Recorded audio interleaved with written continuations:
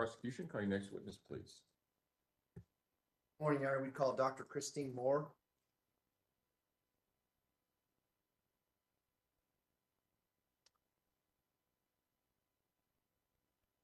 You don't need it up here, right? No. You want that? Dr. Mohr, if you would step forward and raise your right hand, please, ma'am. Do you swear affirm the testimony about to give in this matter will be the truth, the whole truth, and nothing but the truth? Yes. Go ahead and have a seat in the witness stand. Please watch your step as you step into the stand. Good morning. Good morning. Could you please introduce yourself to the jury and spell your last name for the record? Sure. I am Dr. Christine Mohr, M-O-H-R. And what is your occupation? Currently, I am a clinical program director for Larned State Hospital's sexually violent offender treatment program. And how did you get the title doctor? I received my doctorate in clinical psychology in 2014, completed over 2,000 hours of clinical training for towards my licensure, and then applied for my licensure, took my licensure exam, and have been a licensed clinical psychologist since 2016. And what kind of roles have you had, jobs have you had as a clinical psychologist?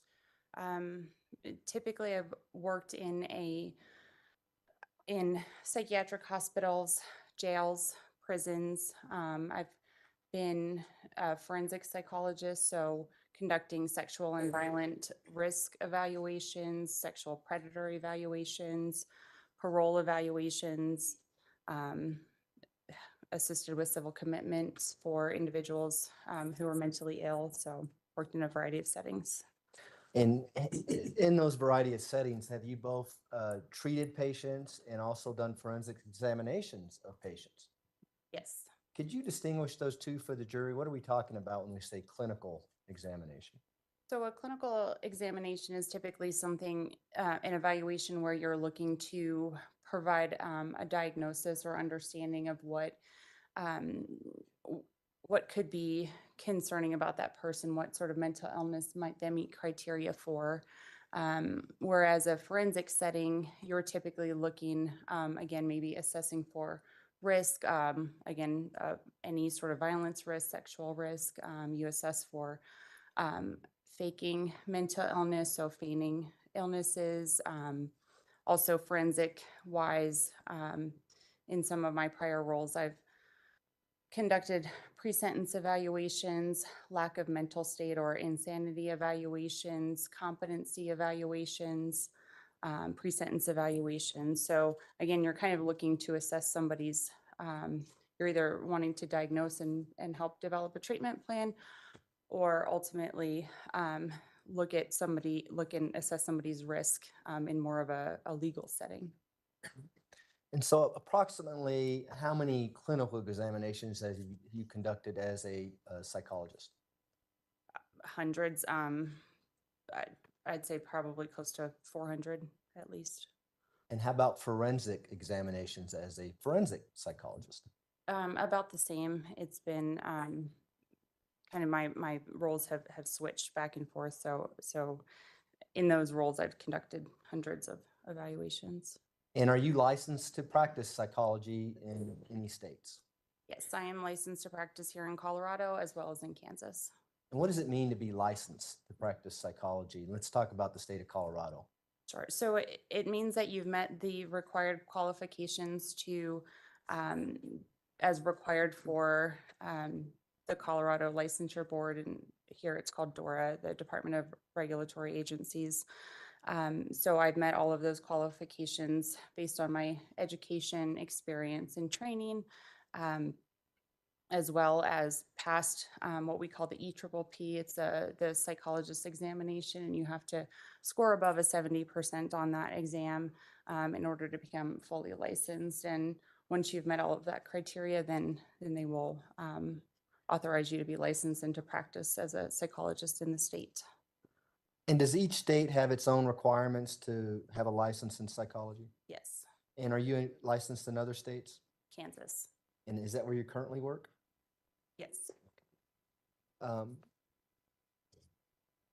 you do you have any training, or do you have what we call as lawyers CLEs? Do you have annual training that you have to go to keep your license? Yes, so I have to do that both for Kansas and Colorado, between 40 and 50 hours of continuing education, and specifically in ethics, also about diagnosing, ensuring that you are familiar with the DSM-5 and making sure that you are able to accurately diagnose, and then things specific to your field. So especially when I've worked mostly in forensic related settings, I also tend to prefer to obtain additional CEUs in those sort of settings. So being trained and qualified to perform the risk assessments, personality assessments, malingering assessments, intellectual disability assessments, things like that. So I also focus my CEUs in those areas.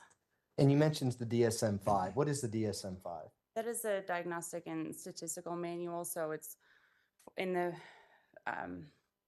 mental health field. We typically use that as a guide to help with diagnoses. So it has the criteria of what each diagnosis is required that you have to meet.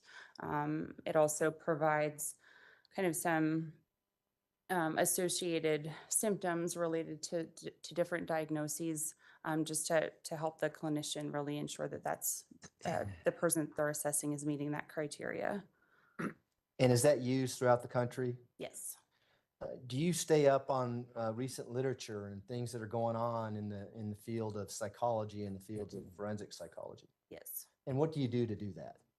Mostly that's CEUs, but again, just going out, ensuring that I am trained, and seek out the trainings that do allow me to do my job. So, for example, like a sexual risk assessment, you have to be qualified and trained to conduct that sort of assessment. So I'll go out and get additional CEUs in those areas just to make sure I am trained and qualified to do what I do.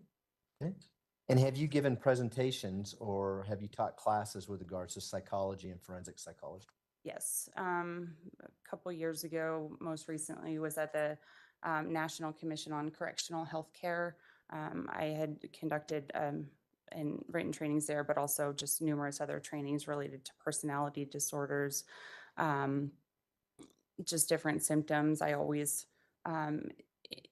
in some of my roles as a supervisor administrator, I've also had to train other people on how to conduct these sort of evaluations, whether they're the clinical or the forensic evaluations.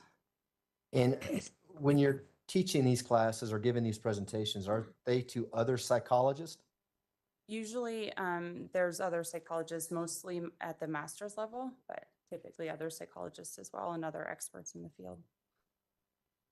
And have you received any honors or awards in the field of psychology and forensic psychology? Yes, I can't remember what they are off the top of my head. Did you give us a resume or CV? I did. We don't need to go through those, but have you testified as an expert in the field of psychology and forensic psychology? Yes, most specifically in civil commitment hearings, conducting sexual predator evaluations, risk assessments, things like that. Yes. Approximately how many times? A lot of times, despite writing the evaluations that I did, I wasn't called to testify. So it's been more the civil commitment side, probably around 30 times. And what is a civil commitment proceeding? So that's typically when somebody is mentally ill. They have a severe and persistent mental illness where they do not want treatment. And so we have to commit to them to a psychiatric hospital against their will. And so we're essentially telling, usually it's a magistrate judge, some of their symptoms and why they would benefit from treatment against their objection. Okay. Now at this time, I'd ask that Dr. Mohr be qualified as an expert in the fields of general psychology and forensic psychology, and ask that she be allowed to give opinions in those fields. Defense? Can we approach? You may. All right, ladies and gentlemen, You are about to hear evidence or testimony from this witness. The evidence you are about to hear goes to the issue of insanity and insanity alone. With that, prosecution. Thanks, Judge.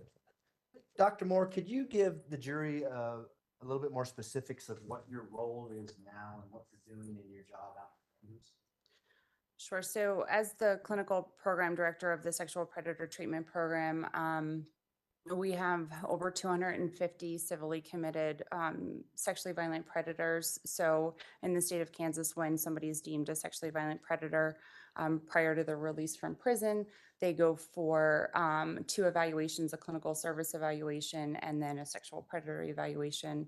And then they're civilly committed to the program. So we are required by law to provide them care and treatment related to their sexual offending behaviors. So I oversee all of the clinical aspects of that. I supervise numerous master's level psychologists and master's level social workers. They're the ones that are typically providing treatment.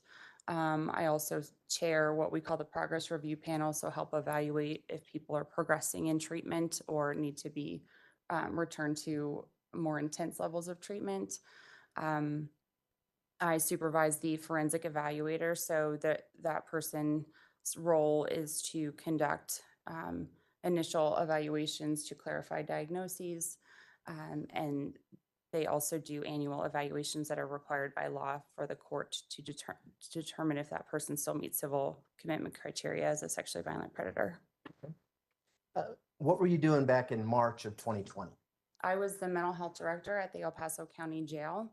In that role, I supervised the master's level therapist there, the discharge planner, oversaw all of the psychiatric care. So supervise a psychiatrist, the psychiatric nurse practitioner, the psych nurse, just again, ensuring that care was adequately provided to approximately 1,500 inmates at any given time in the jail setting.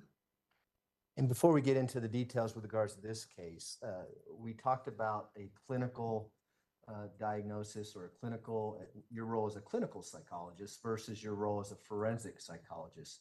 Can you explain the difference between the two? And let's start with what a clinical psychologist might do and how you treat a patient who may come see you.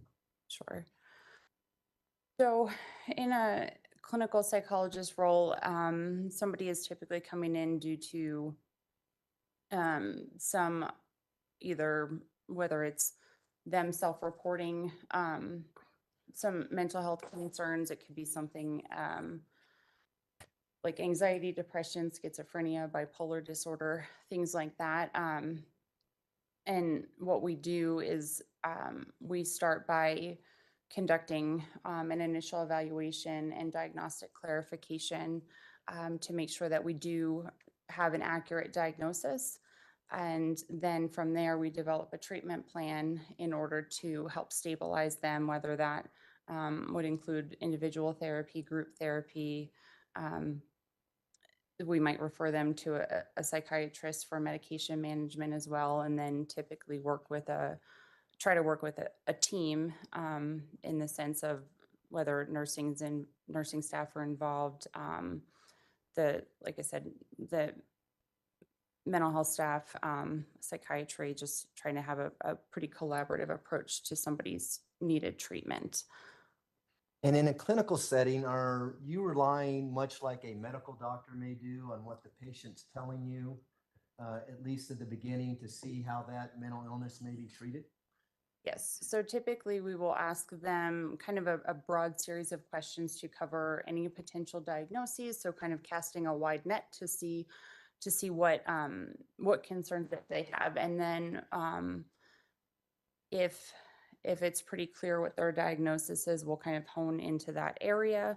So maybe they report, for example, that they're depressed and they meet criteria for a major depressive disorder. And we'll go in and develop a treatment plan specific to that. If we are not sure, or they might have symptom overlap, which is tends to be common. We don't all fit into nice boxes. So sometimes there might be prominent depression with maybe some anxiety on the side. So if we need to clarify, we might do some testing in order to make sure that we know that we have the accurate diagnosis. And this diagnosis that you're making, you alluded to, if it fits the criteria or use words to that effect. What do you refer to see what the criteria is for any given specific mental illness? The DSM-5.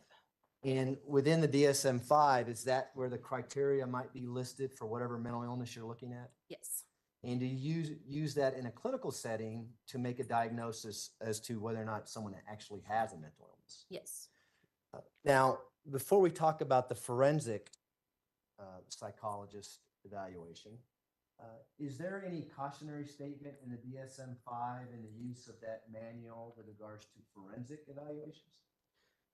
Yes, you always want to make sure especially in a forensic setting, to be very cautious, because in forensic settings, just by the nature of them, there could be some ulterior motive or gain. So you want to be extra sure and clear, make sure you are clarifying that is in fact the correct diagnosis that you are going to then provide treatment for or write in an evaluation report that goes to the court per se. And is that statement in the DSM-5, or do you know why it's in there with regards to forensic interviews? Just because of the nature of them, and because people can have a tendency to maybe elaborate or exaggerate maybe fake symptoms of a mental health diagnosis, so that way that they are deemed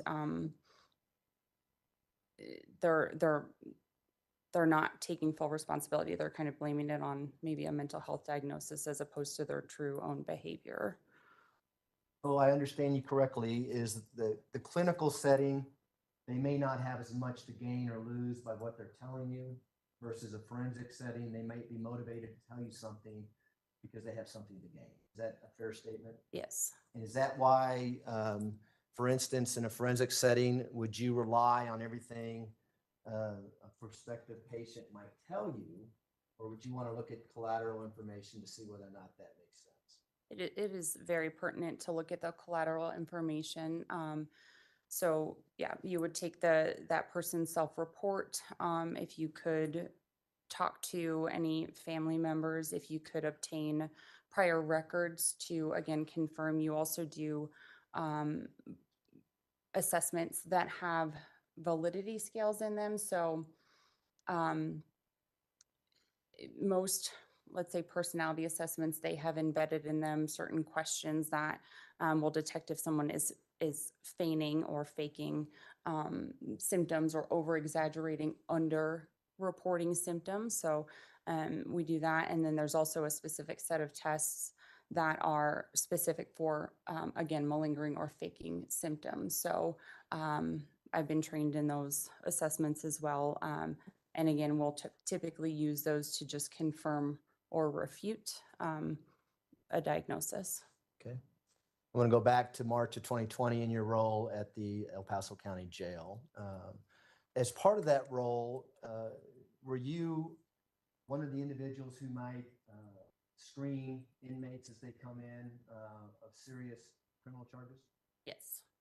For instance, inmates who are charged with first-degree murder, is there a process that they go through when they come through the jail? The process is typically consistent for almost anyone coming in the jail. The first thing that we do is a receiving screening that the nursing staff will do. And so they kind of go through, get all of the baseline or historical medical concerns, kind of do a brief suicide assessment, initiate any mental health or psychiatric referrals. And then if it's maybe somebody who's a little bit more concerning, they will be referred for a mental health assessment, typically within 24 hours. At the latest, it would be at 7 days. So everybody would come in, have the receiving screening and an initial mental health assessment. And why do you do this mental health screen with inmates, particularly inmates that are charged with first-degree murder? To ensure that whatever anybody is coming into the jail for, that we can adequately care for and manage any symptoms.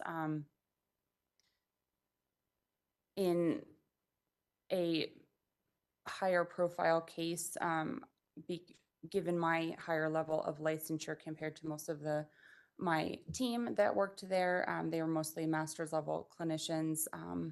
I typically would try to meet with those individuals that have higher profile crimes, just because I have a pretty extensive history working in that forensic setting and providing diagnoses. So that's why I would typically go see somebody, and specific for higher profile crimes, because of the nature of them, we always want to ensure somebody's safety. So typically people who come in again with higher level crimes, I'll, as a safety precaution, put them on suicide watch initially, just to ensure that, given the nature of the crime, sometimes in and of itself going to jail is traumatic. It's kind of a scary place. And so I just want to ensure that that person is safe. I mean, ultimately in the jail setting, safety is the key. So we will also do a pretty thorough suicide risk assessment with them. Do you also do an assessment to make sure they're not a harm to anyone else at the jail? Yes. We're going to talk about this case and this defendant. Did you have an opportunity to do an assessment of a Letecia Stauch on March 5th of 2020? I did. And is it the same Letecia Stauch that's seated to my left, seated in between the two male attorneys at the table here? Yes. May the record reflect identification of Ms. Stauch. Record will so reflect. Go ahead. Earlier, you alluded to that high-profile cases, first-degree murder charges, you might take a role. Is that how you got involved in this case? Yes. So tell us about that. What was why did you meet with Letecia Stauch on March 5th, 2020? I met with her to conduct her mental health initial assessment. Again, assess for suicidality, homicidality, again, initial diagnostic assessment, see what referrals might be needed, specific to her given the nature of the alleged crime. Also, just checking in as a stepmother, making sure that she's safe, she's okay, and see how she was adjusting. To my knowledge, she does not have a criminal history. So again, like I said earlier, going to the jail for the first time, it can be somewhat traumatic. It can be scary.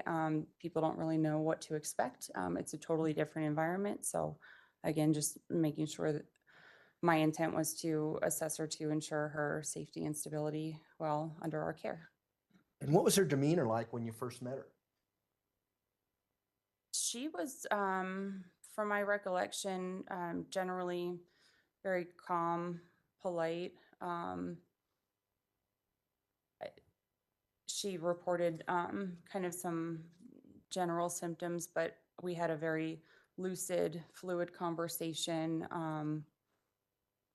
where there weren't any significant concerns raised. I do recall she was not really in agreement with being on suicide watch, but again, just due to the nature of her alleged crime, as well as being somebody in jail for the first time, I had placed her on suicide watch just as a safety precaution.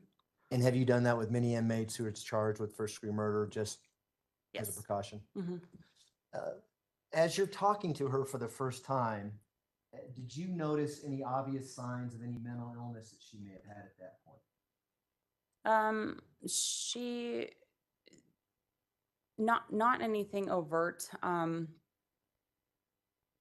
Again, just being in jail, I think everyone can be a little bit anxious or nervous. I do recall her reporting a history of a generalized anxiety disorder diagnosis. So that seemed fairly consistent. Her self-report of that seemed consistent with how she was presenting. And as part of your role at the jail there is to to prescribe medication that the inmate might need if they do have a mental illness? My role is not to prescribe. I'm not licensed to prescribe medication, but what I do is put a referral in for somebody to see the psychiatrist. If somebody comes in with prescribed medications that we can verify, then the nursing staff can call the doctor and get those medications started, or the doctor can meet with them and start the medication themselves. And do you know whether or not that was done with regards to Ms. Stauch?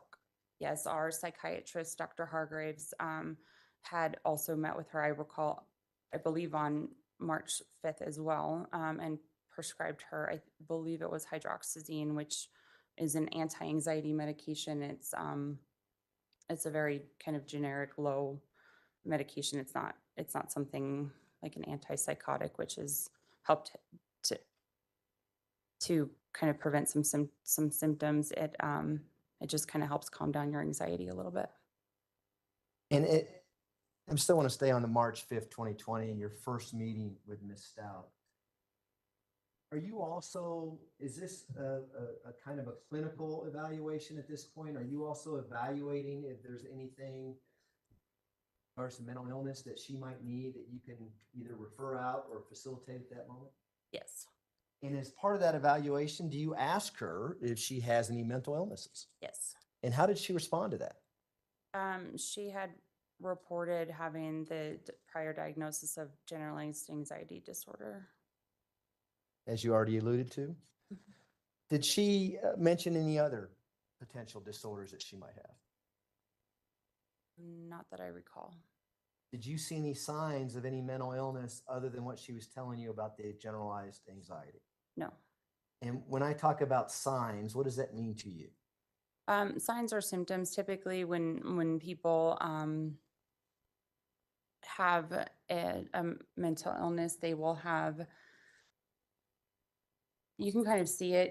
So let's say, for example, somebody could be responding to internal stimuli, and that might be consistent with more of a psychotic disorder. None of that was observed. So sometimes they might be looking around at the room or talking to themselves under their breath. They might seem very sullen or depressed or uncontrollable crying. They might be having more of a manic sort of mood episode. So they might be talking very rapidly. So just a lot of behavioral observations. So speech, affect, body presentation, things like that. Why we just look at all of that in order to determine a sign or symptom. And why is the term psychosis kind of what you're describing, where they're looking around and acting like someone's there who's not there, or hearing voices that you can't hear, that only they can hear, that kind of thing? Yes. Why are you looking for that, or why is that relevant in your evaluation, and particularly with Ms. Stauch when you first met her on March 5th? That's going to play in how we're going to treat her. So somebody who might be psychotic, so to speak, we might need to, again, just to put them in a potentially restrictive housing. If their behavior is very erratic, we might need to bump up a psychiatric referral, monitor medication compliance if they're prescribed medication, just to ensure that stability. So looking for that, it's just important to see how we will manage them in a jail setting, what sort of unit or housing location is best for them.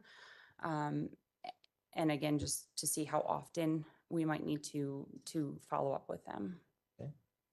Is psychosis, where you're hearing things or seeing things that aren't there, is that tied to a severe mental illness? Did you see that in someone? Yes. And is that one of the things you might be looking for when you meet anybody in your initial diagnosis, or someone who's entered at the jail for first degree murder? See that, you may have to go to a plan B, C, or D. Mm-hmm. Yes, And you didn't see any of that with Ms. Stauch when you first met her? I did not.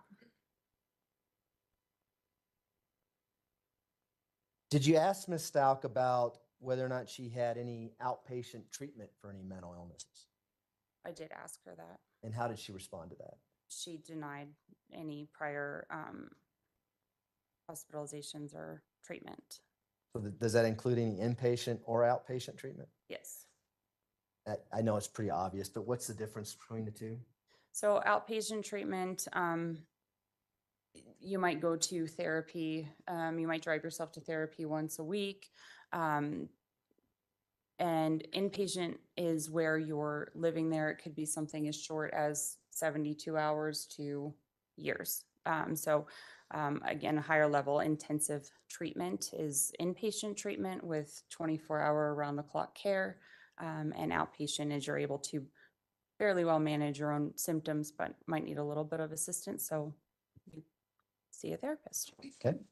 Now, if she would have said that, hey, I had inpatient treatment before I was hospitalized for whatever mental disorder, would you have taken additional steps to see what you needed to do within the jail to help her? Yes, No need to do that in this case? correct. As you're talking to Ms. Stauch, and we're going to get into several days where you met with her, how are you documenting your meetings? I always, when I would go to the unit, I would take a pen and paper with me, a little notepad, and I would write down my notes. I would quote things that people said, write down my behavioral observations of that person, and then I would go back to our office area where there was a computer and document that in our electronic medical record system. And would you document things so that others can see those, particularly in the jail? If, for instance, you mentioned the psychiatrist wanted to come see her, they could look at your notes and get a historical documented path of what's been going on, Ms. Stauch. Yes. And does that go for all the way to today? You know that she has pled not guilty by reason of insanity. Can other doctors look at your notes and use that in determining whether or not Ms. Stauch is sane or insane? Yes. Did you also note whether or not any psychotropic medication was needed for Ms. Stauch? I noted that, again, my understanding was her primary care doctor had prescribed her hydroxyzine to help with some anxiety, and I believe lorazepam to help with the same. Sometimes that's a little bit more of a medication that it's a bit quicker Okay. acting. And did you note that in your notes then? Yes. All right.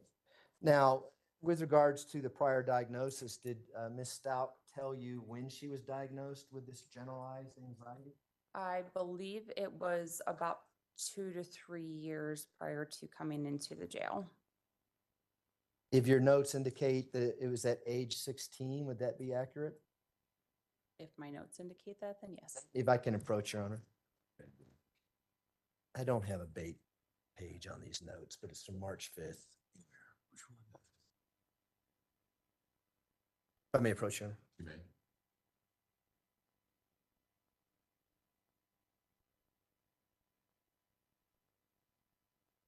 And I'll just direct you to this sentence here. Yes.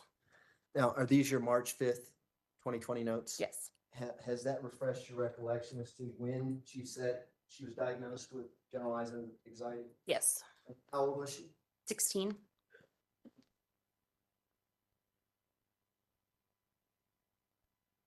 Did she happen to tell you who diagnosed her? No.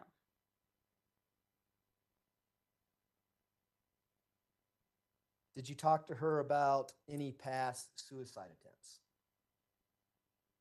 Yes. How did she respond to that? I believe that she said that she had not attempted suicide before. Again, I have the privilege of looking at your Sure. notes. If you have your notes with you, you can use those, okay? If it helps refresh your Okay. recollection, just let us know when Sure. you're doing that. if That's okay. Okay. It's for you. Good afternoon, Dr. Mohr. Before the lunch recess, we were talking about your meeting with Ms. Stauch on March 5th, 2020. Do you recall that? Yes. I want to go back to that meeting. Do you remember about how long you met with her that day? I do not recall exactly the time. Was it an hour, 2 hours? I don't know. Most likely it would have been about 30 or 45 minutes. Okay. During this conversation, did you talk to her about any concerns that she might have with her ability to cope with being incarcerated at the jail? Yes. How did she respond to that? I believe that she was a bit tearful, but generally okay. And we talked a little bit about her demeanor this morning, but during your entire time with her on March 5th, did her demeanor seem to stay the same? Yes. Did she mention to you whether or not she did this crime when you asked her that? I'm going to refer to my notes very quickly, but from what I remember, she said, first, I did not do this. Okay. And did she elaborate on that? I believe she did. Let me just double check. She said, I feel like an animal in a cage and I am innocent. Okay. And she also said, I don't belong in a place like this. Did she go on to tell you about her anxiety and her symptoms due to her anxiety? Yeah, she described having some bad chest pains and inability to breathe and panic attacks. She reported panicking and thinking about people dying and other random thoughts. Did she talk to you about whether or not she was able to manage her anxiety in her everyday life? She did. What did she say? She reported that she typically stays busy and works out and eats healthy food, more fruit as opposed to carbohydrates, just to stay healthy and manage her anxiety that way. Did you ask her about her educational background? Yes. What did she say about her educational background? She had a master's degree in education with a specialty in special education and had a PhD in education from Liberty University. And did the conversation you were having with her on March 5th, did that give you an indication that she was educated and she was able to respond to your questions appropriately and have a normal conversation? Yes. Did you ask her any questions about her family and social support? Yes. What did she say about that? She talked about her daughter and her aunt as her primary social supports. She did note that she had not talked to her husband in a bit of time as well. Did she tell you why she hadn't talked to her husband? She said that he believed that she was guilty.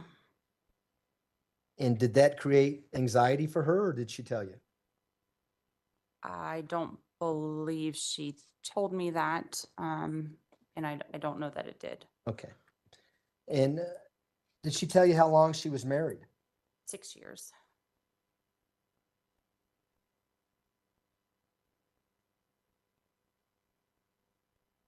Did she tell you how her marriage was going prior to her incarceration?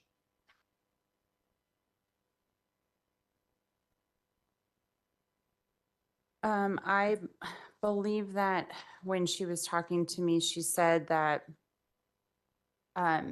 she did, they were having some issues. I believe she didn't want to just kind of be a stay-at-home mom and stepmom. I think she wanted to more so use her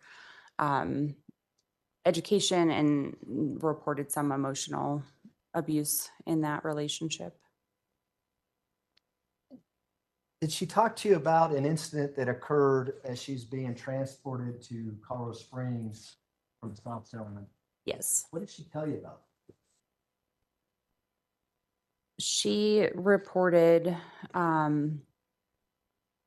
that while she was on her way here, she was sleep deprived due to being in the car for about 19 hours.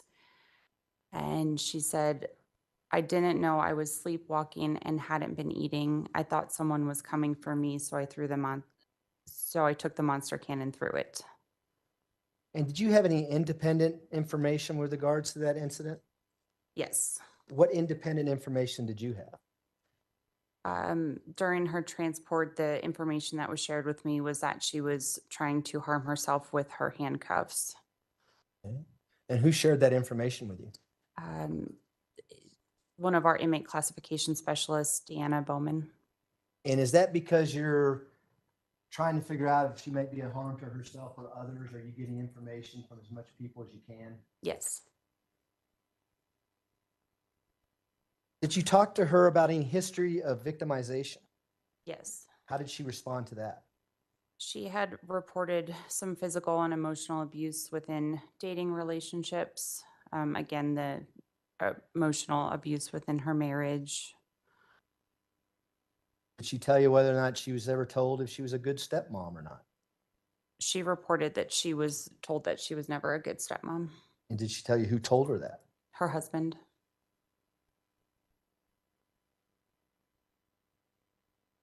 What else did she tell you about her home life with regards to being a victimized or being a victim?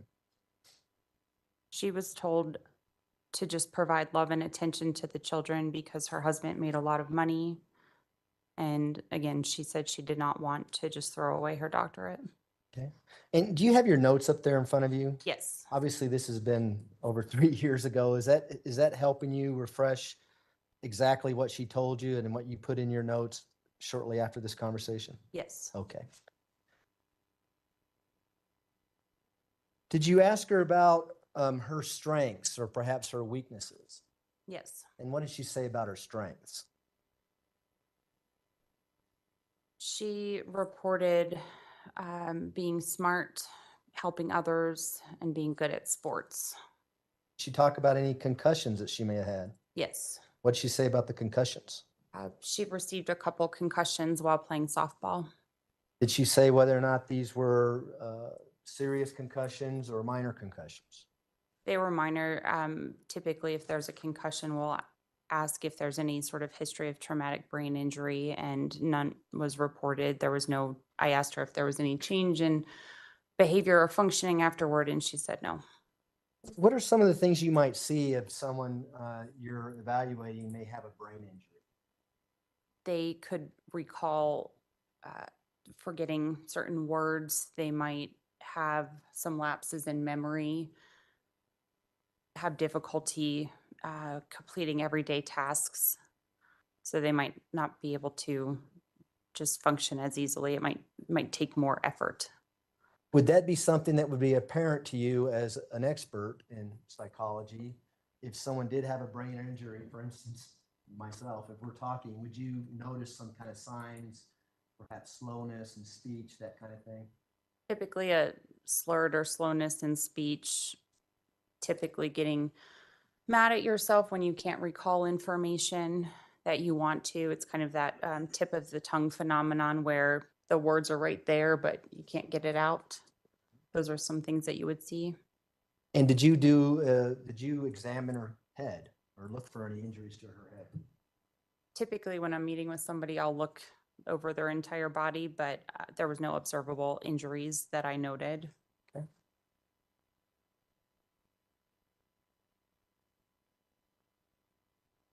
Did you ask her about any attempts to harm herself in the past? Yes. What did she say about that? I cannot recall off the top of my head. I believe that she initially denied that in this encounter. Do you remember telling you something about trying to harm herself with handcuffs as she's being transported?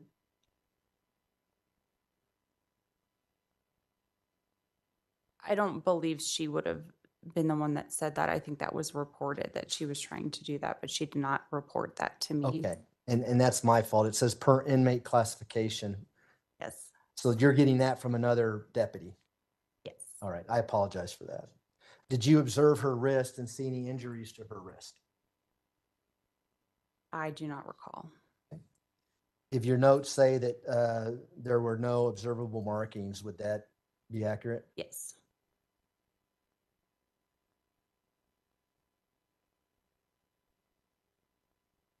With regards on March 5th, 2020, I don't have page numbers for your notes, so I apologize, but it says 2:51 PM. What time? It's 2:51 PM. It says patient answered and had linear train of thought. What do you mean when you say that? A linear train of thought is when somebody's speaking and there's not any gaps in their speech. It was just very kind of straight along a consistent path. So there wasn't any oddities that I noted in her speech or thought. Okay. And in that same note, you indicate she did not appear to be responding to internal stimuli. No auditory or visual hallucinations were observed. Correct. Do you recall making that note? Yes. And why do you make that note on March 5th, 2020? Again, when looking at an overall clinical evaluation, you are going to assess for everything: anxiety, depression, psychotic thought processes. So typically the most common observable signs in a psychotic disorder would be responding to internal stimuli. So there might be a voice in someone's head talking. They might be, again, looking around the room, talking to somebody who is not in the same room. And so I will note that if I do not observe any of those concerns. Do you also ask her questions like, does she understand what she's being charged with, where she's at, that type of thing? Yes, so we'll go over, we call it orientation or a brief mental status exam. And so we'll look at somebody's orientation to person, meaning themselves, place, so where they're currently at, time, if they, in general, they know the current date, month, year. So we will assess for all of that orientation, and then again, kind of why somebody was here. So I would always ask somebody, do you know why you're in the jail? And they would respond. And how did she respond to those questions? She was oriented to person, place, time, and situation, and there was no concerns noted with her mental status at that time. Did you note that she was aware of her charges, where she was and who she was? She was oriented to time. Yes. And again, why do you make that note in this particular record?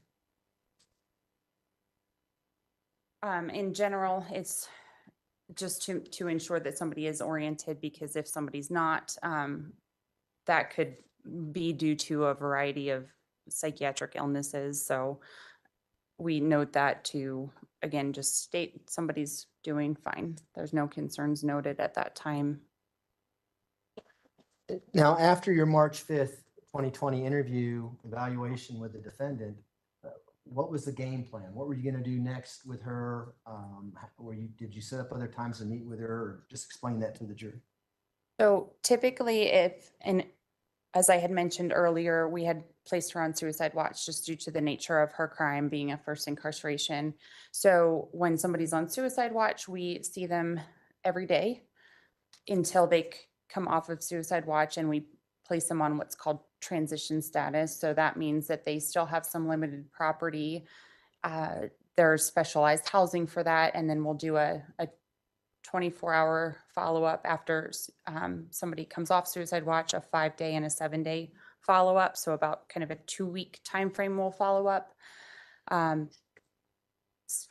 So that was the initial plan, to maintain her on suicide watch at that moment, as well as refer her to the psychiatrist for the medications. As she had mentioned, she had been taking medication prior to coming to the jail. And then I also placed her on special needs monitoring. And what that is a recurring 30-day follow-up with somebody while they're in custody. And again, I did that just due to the high profile nature. I wanted to make sure that we were providing her adequate follow-up on a relatively frequent basis. And do you know whether or not the jail would monitor her, especially in the beginning, March 5th, 2020, every few minutes to make sure she's doing okay. They do. When people are in restrictive housing or in the medical ward, and initially she was placed in the medical ward due to the high profile status, some concerns for her safety. So anybody in restrictive housing is assessed by the deputies on the ward every 15 minutes. And so if something unusual happened during this 15-minute watch period, would you learn about it and do some follow-up with it? Yes. Did anything unusual happen in the beginning of Ms. Stauch's incarceration at the jail? Not specifically that day, but there was, within the month of March, there was a couple times that I had been asked to do some follow-up meetings with her. And we'll get to those once we get to your notes. I do kind of want to jump ahead a little bit. At some point, did you learn that Ms. Stauch was raising competency issues in court? Yes, I believe that was around the beginning of June. June 5th, 2020? Sometime after that period, did Ms. Stauch raise a concern that she might have multiple personalities? Yes. I know that's not the term that we use in the DSM-5, but on your March 5th, 2020 evaluation, did you see any signs of dissociative identity disorder with Ms. Stauch? No. And what might you expect to see if she did have that disorder on March 5th, 2020? I would expect to see somebody that was losing gaps of time. Somebody who would be reporting some concerns like, you know, I don't remember certain historical information, so significant life events like a marriage or a death. Somebody would also be losing gaps of everyday events. So somebody with that disorder might go, let's say, shopping, and they would come back, and if they came back to their main personality at that time or personality state, they would have no idea why they bought things. They typically forget things like how to do their job, use a computer, how to drive. So I would expect somebody in a jail setting to be reporting loss of time and not being able to recall what occurred during those periods of time. And did you see anything of that, like that, or of that nature on March 5th, 2020? No. Did she ever change her voice patterns? No. Ever talk in a Hispanic voice? No. Ever change her name? No. Did you see any signs whatsoever that she wasn't the same person you were talking to at any point during that interview? No. At any point with your contact with her, did you see any of that? No. We're going to come back and talk about that as we progress through your contacts with her, okay? Yes. I next want to jump to March 9th, 2020. Did you have some contact with Ms. Stauch then? Yes. And I wish there was a way to tell you what page number we're on, but there just isn't. This is March 9th at 2:16 p.m. Do you remember talking to her about her mental condition on that day? I do.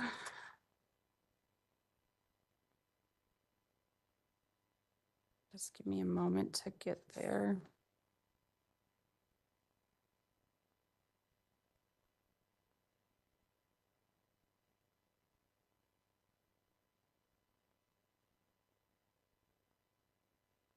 Okay, I'm there. And so what did she have to say about how she was doing mentally on March 9th, 2020? She was a bit irritable due to still remaining on suicide precautions.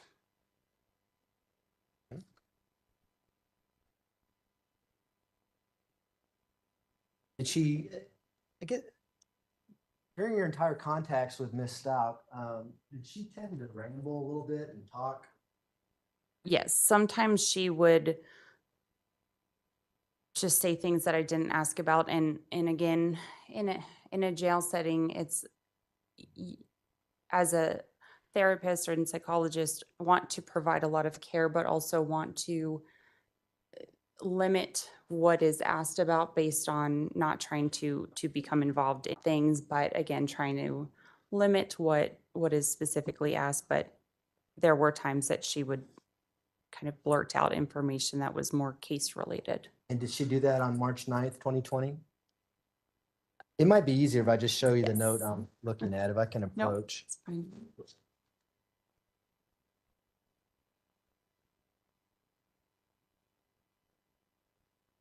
Yes. Okay.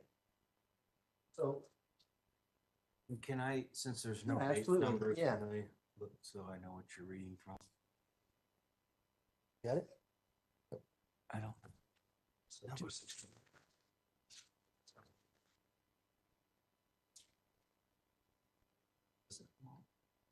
Yeah.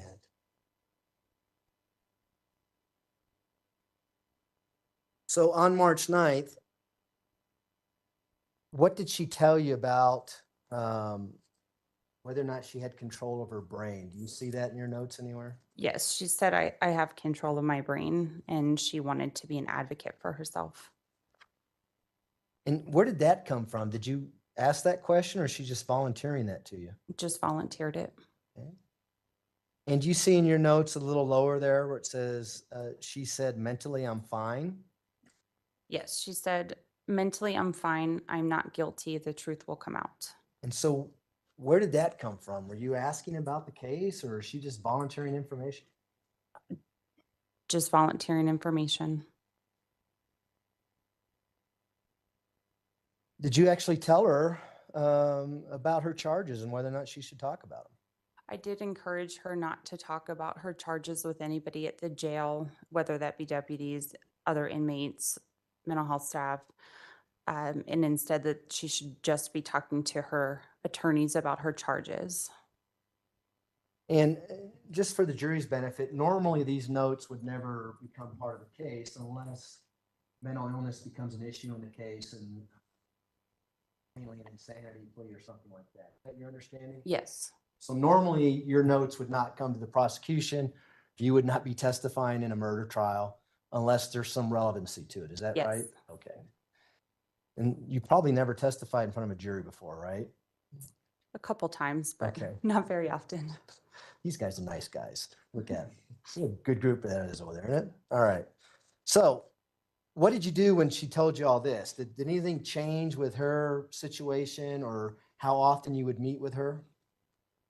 I discontinued what we call a red sheet and began a yellow sheet. So a red sheet is, they're both forms of suicide watch, but a red sheet, they just have limited property. So not even a book or a cup in their cell. They'll be able to be given water, but they can't use those things because they could hurt themselves or cover up windows with them. So a yellow sheet, they just get a little bit more freedom.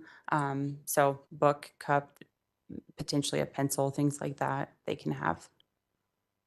And I guess, I think I understand what you're saying. If he's progressing, if there's such a term as normally through the jail setting, Yes, now that she's been there a few days, and yes, so you're lowering the level of suicide watch, for lack of a better term? yes. Okay. And is that based on what she's telling you? Partially that, as well as not evidencing any self-harm or suicidal ideation. So she's not saying, I want to hurt myself or kill myself. She's not reporting hopelessness. So generally just seems to be a bit safe. So up until now, is she progressing just like, again, I don't know if normal is the right word to use, but a normal person who's been charged with first-degree murder, you get booked into the jail, the suicide watch is going to be high until there's a reason to lower it. Is that fair? Yes, Is that what's going on with Ms. Stauch at this time? yes. Okay. I want to jump to March 12th now. And let me just ask you if you remember her telling you anything about having a photographic memory. She did. What was that all about? Do you remember? Again, just something that she reported without asking about it. She said she has a photographical memory and is acutely aware of all of the things that she sees and hears. Is that consistent so far of what she's been talking to you about up until this date? Yes.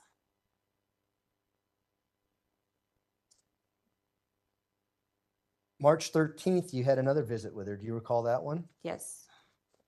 And do you recall having a note about thought content with regards to Ms. Stauch on that date? You see that one? Thought content was appropriate, no significant mental health symptoms noted. She did not appear anxious at this time. She denied suicidal and homicidal ideation, and no psychotic functioning was noted. So up until this point, we have no psychotic or psychosis visible to you.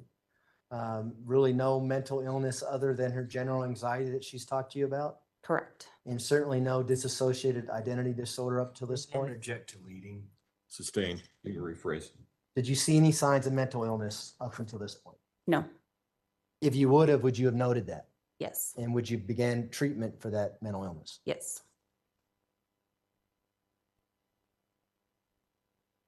So March 15th, you have another visit with her. Actually, that's Nicole Reed. Do you know who Nicole Reed is? She was one of our nurses. She did history and physical assessments. So typically about 2 weeks after people are booked into the jail, they will have another medical assessment just to make sure still everything's okay. There's no other medical or mental health concerns noted. And so would you rely on her notes that she puts into the system in your evaluation of Ms. Stauch? Yes. What does she say happens on March 15th regarding a chronic mental health problem with Ms. Stauch? I will have to refresh my memory on that. And I can, if you don't have those notes, I can approach with them. It's March 15th at 8:52 a.m.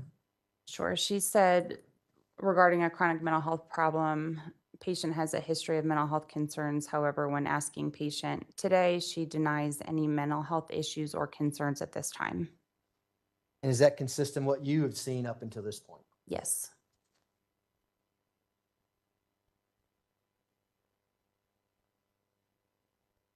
Now I want to jump to March 16th, where you actually meet with Ms. Stauch again. Do you remember that? Yes. Tell us about what you found with regards to what her mental condition was on that day. I noted that everything was appropriate. So her mood was appropriate.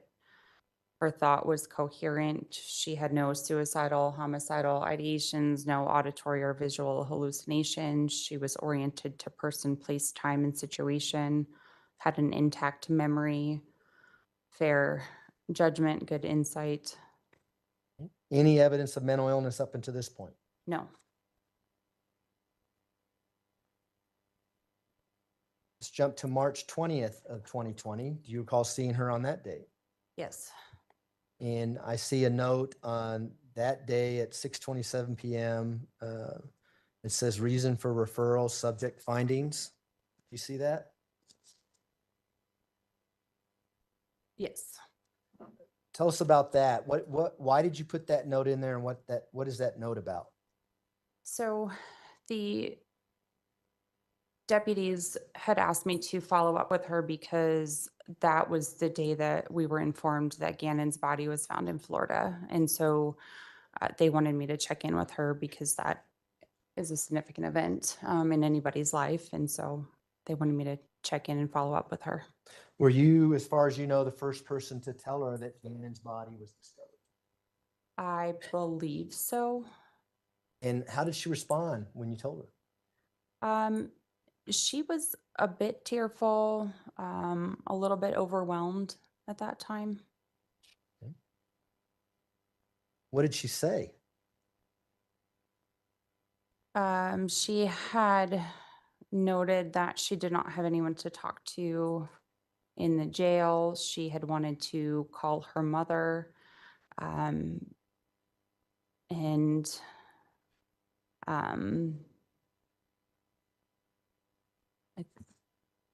she was talking also about losing some time out of her cell previously that week. So she essentially was asking to call her mom. Did you tell her that you were there for her if she wanted to talk and provide mental health counseling? Yes, so Go ahead. again, in this situation, given the charges that she was booked into the jail for, I didn't want to talk to her about the charges, but her being a stepmother and losing a child, I wanted to assess her for grief and see if she was okay in that situation. So I did try to explain to her, I don't want to talk about the charges related to that. Just make sure you're okay, as a grieving stepmom. Did you tell her where Gannon's body was found? No. If you can refer to your note, did she tell you where Gannon's body was found? She said that she was never in Florida Okay. and said that that's where his body was found. So I'm sorry, but just so I'm clear, did you tell her that Gannon's body was found? Did she respond, Gannon's body was found in Florida? Or how Yes. did that go? So I would have gone up to her and just let her know that his body, that obviously that he had passed, because previous to that he was alleged to be missing. So now that he was confirmed to have not been alive, I don't believe that I said that he was in Florida. And did she tell you whether or not she had even ever been to Florida? Yes, she said that she was never in Florida.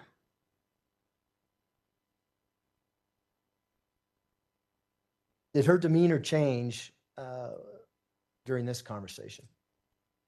She was speaking a bit softer than my prior contacts with her. Would this be evidence of a mental illness, or would this be evidence of a normal reaction of all what you just told me? It would be more evident of a normal but kind of limited reaction to hearing that information. Okay.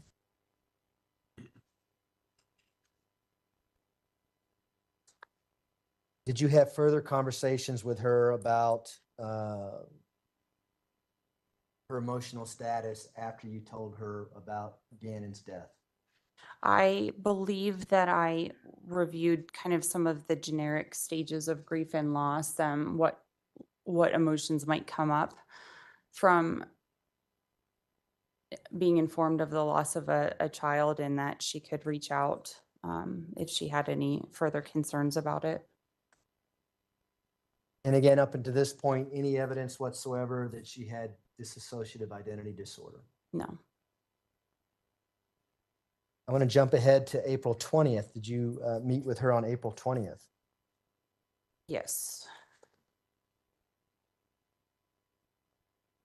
And tell us about that. Was this, how often are you meeting her at this point, and why? So at this point in time, and I apologize, I forgot to mention earlier, also when people are in restrictive housing or segregated housing, we do weekly follow-ups as well. So every week that they're in restrictive housing, we do a weekly follow-up. So that was the intent of this contact. Okay. Tell us about that contact. You have that there? Yes. Looks like she, again, had a normal reported mental status. Everything was reality-based. She was engaging and cooperative. I did have to speak with her through the door because there was only one deputy on the ward at that time. She reported having some body jerks and that she had been hitting her foot at night and elbow on the wall. She had reported some nightmares, reported having some bruising on her ankles, and then unpromptedly talked about the transport back to Colorado again. And is this the one you talked about earlier? Yes. What did she say this time happened on her way back from South Carolina to Colorado Springs? She attributed to her behavior to a lack of sleep. She also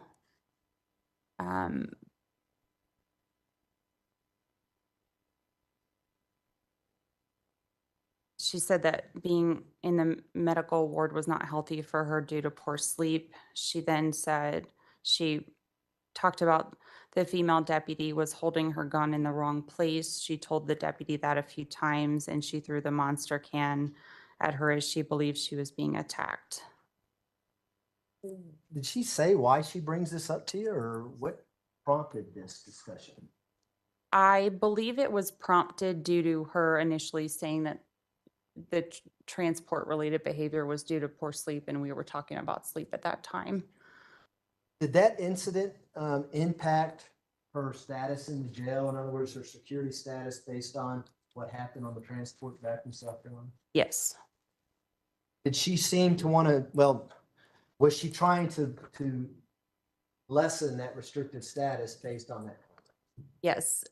Again, being in the medical ward is not, it can get a bit loud there, so most people don't want to stay down there, and the lights do have to stay on all night, and so it is consistent with somebody having some poor sleep, because our circadian rhythms or sleep-wake cycles, we tend to prefer to sleep when it's dark and stay awake when it's light. So she wanted to be moved out of the medical ward.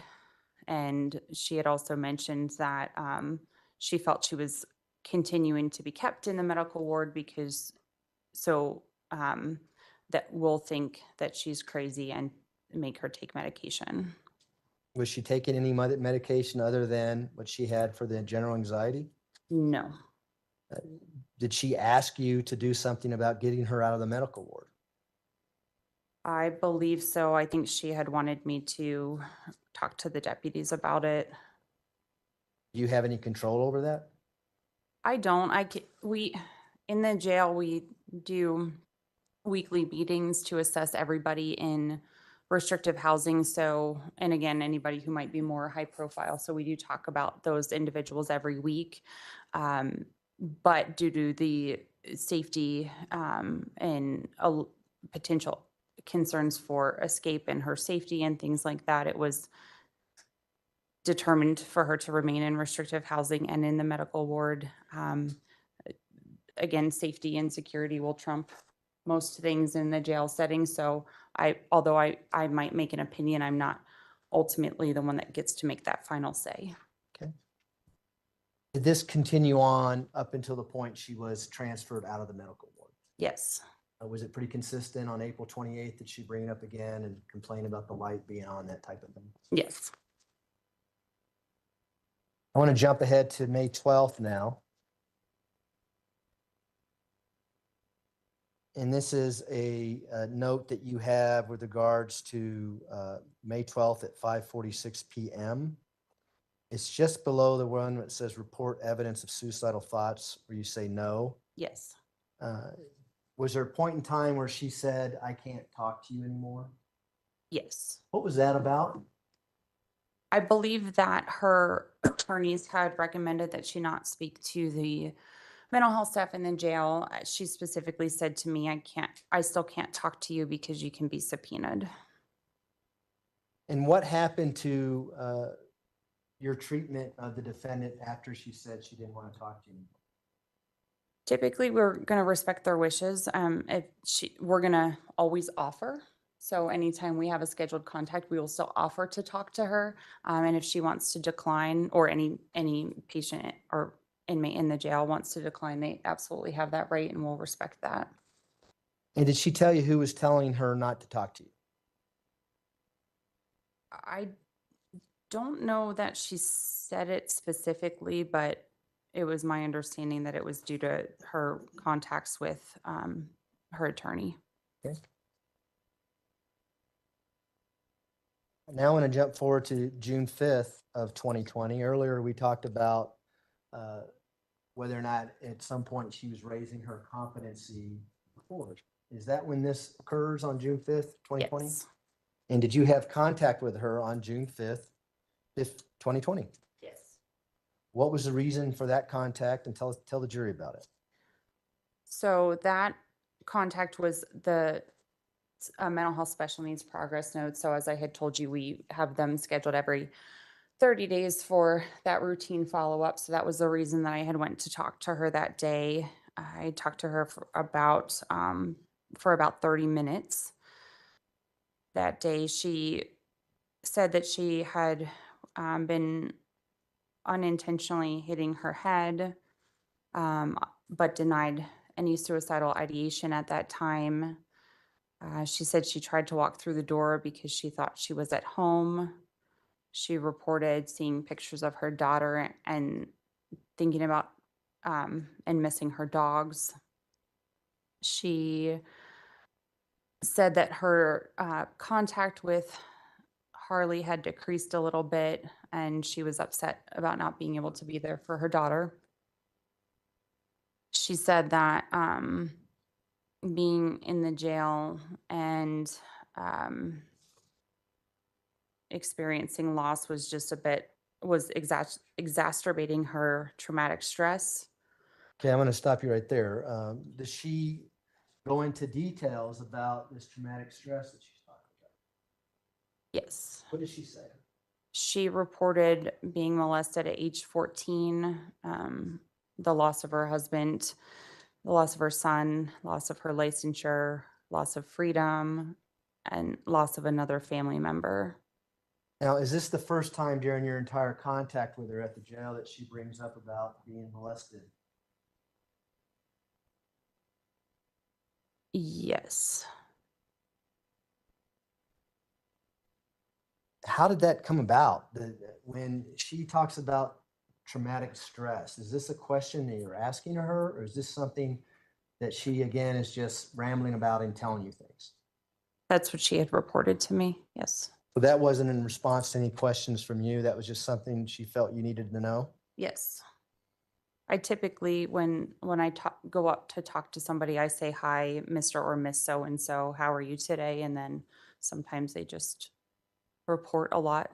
And then I'll go into the other questions related to my notes after that.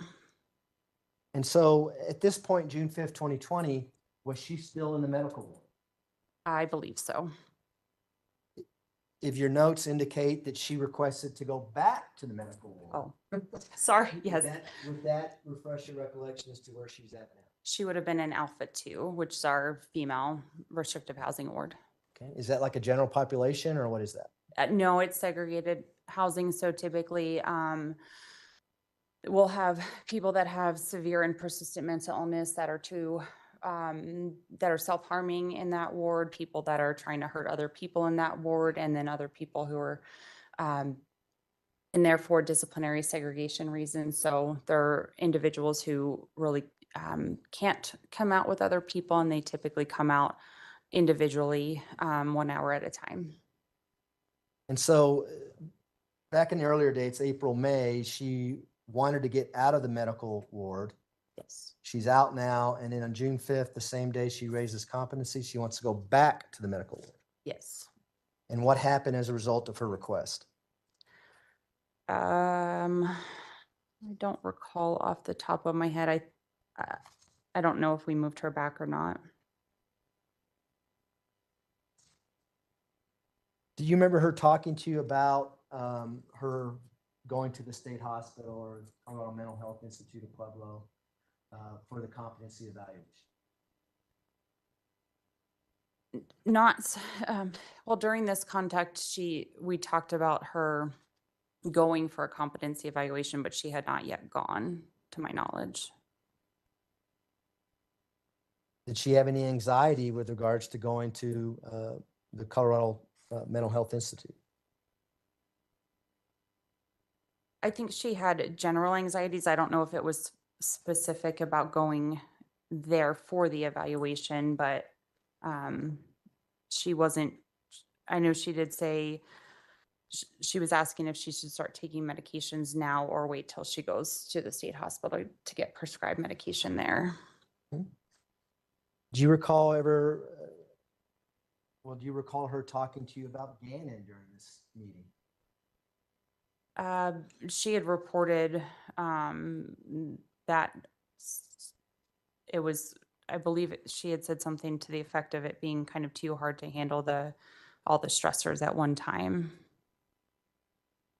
And did she get into the events surrounding Gannon's death during this June 5th, 2020 meeting? Yes, Did she talk about a hiking trip? yes. What'd she say about a hiking trip? She said she always used to take a handgun with her hiking, but did not that day. She said, I can't cope with it. It's one trauma situation too many, and it was the wrong place at the wrong time. She said she replays that week of her life over and over. She also noted she replays why she did not ask for more help or provide more information to the police. And she's now trying to begin really processing it, meaning the law, meaning Gannon. Okay. She said, I need to be able to talk to someone more than a social worker. She said, I was creating stories that aren't true and don't remember conversations.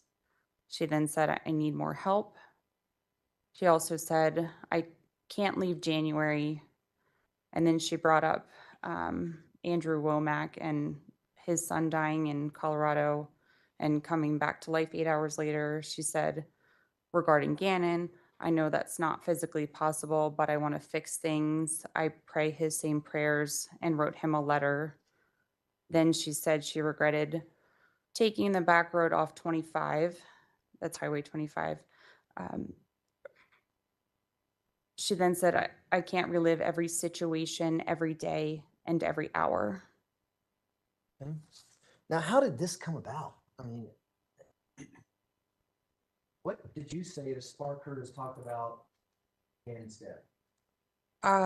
We probably were talking just about the stress because, again, when I talk to somebody and ask them how they're doing, they just kind of report this. And earlier in her verbalization, she was talking about traumatic stress. So I don't typically ask questions that would have prompted that answer. So that would have just been her volunteering that information. Now, is this the first time in your contacts with her that she brings up things like traumatic stress and, I guess, stressors in her life? Yes. Anything about that conversation lead to you believe that she had a serious mental illness based on what she's telling you on June 5th? No, instead I noted that she had reported trying to keep kind of a poker face. She was trying to deal with her problems, but also help some of the other females out. So she was giving them scriptures. I do believe at that time she was had either scriptures or a Bible or something that she was using to help cope with her stressors while in the jail as well. And did she eventually get transported to the Colorado Mental Health Institute in Pueblo for that competency evaluation? I believe that was in sometime in July, early August, she came back to the jail.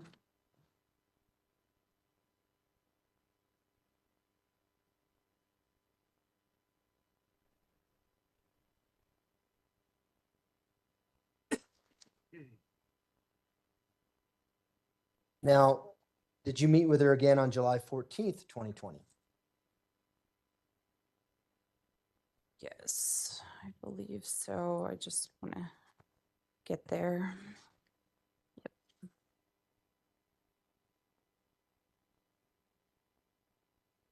Yes.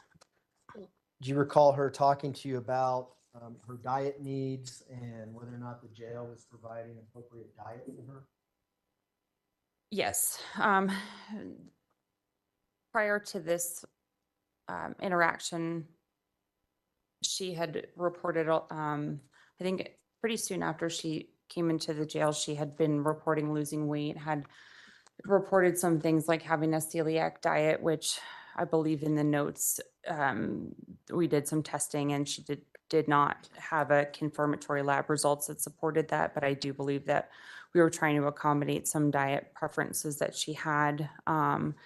She reported specifically on July 14th that she was going to be, so she said, I'm going to be so rich after this. And she had referred to a civil suit for not having her medical needs taken care of.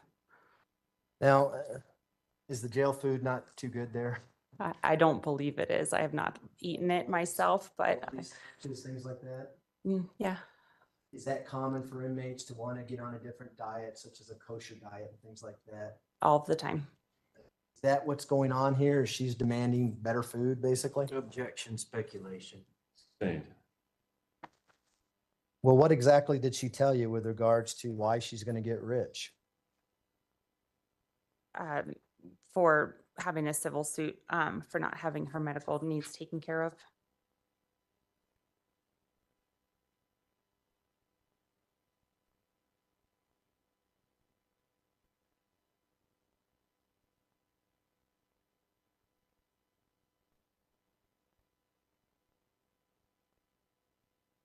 You also recall seeing her again on August 21st, 2020 at 3:52 p.m. Yes. And do you recall an incident where you either learned or saw that she was in her bed with a blanket over her head? And I'm sorry, can you repeat that date? Sure, it's August 21st, 2020 at 3:52 p.m.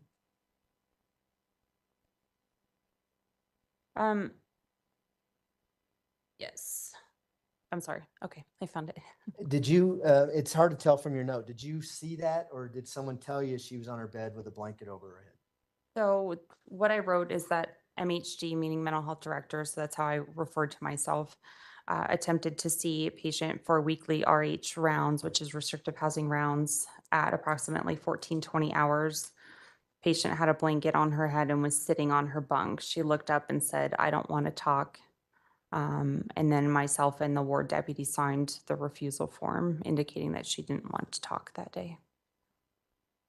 And as part of your role as the mental health director, are you giving what are called kites from inmates of people that you're seeing, the inmates that you're treating?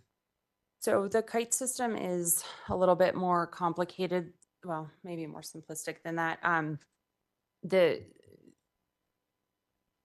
There's a blue kiosk on every ward in the facility. Any inmate can type it.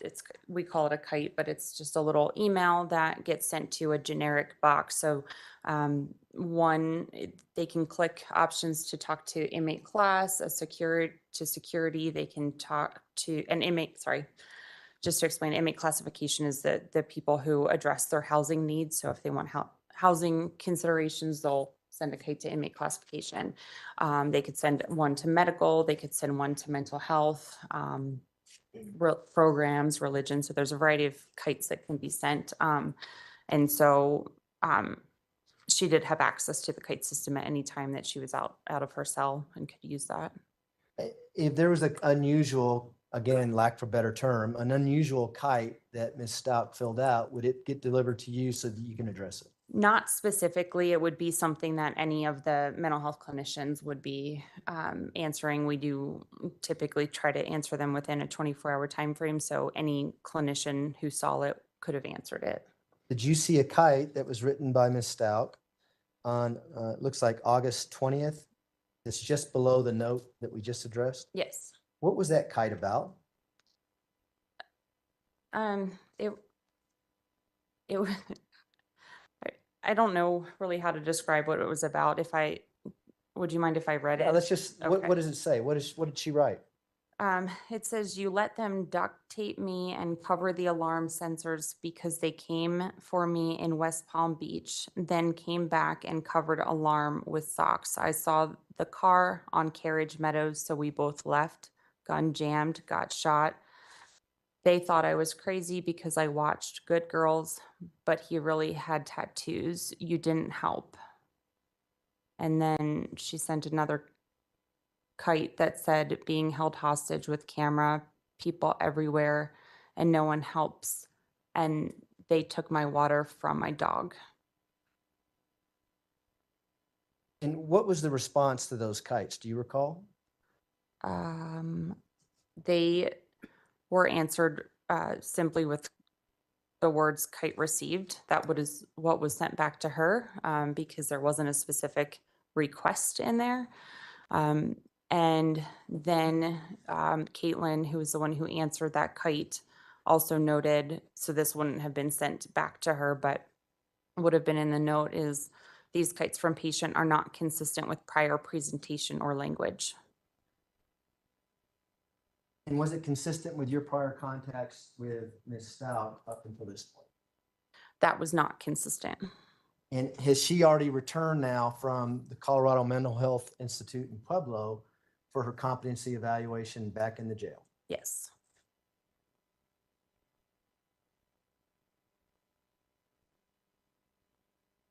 I want to now turn to August 28th. Did you attempt to see Ms. Stauch on that date?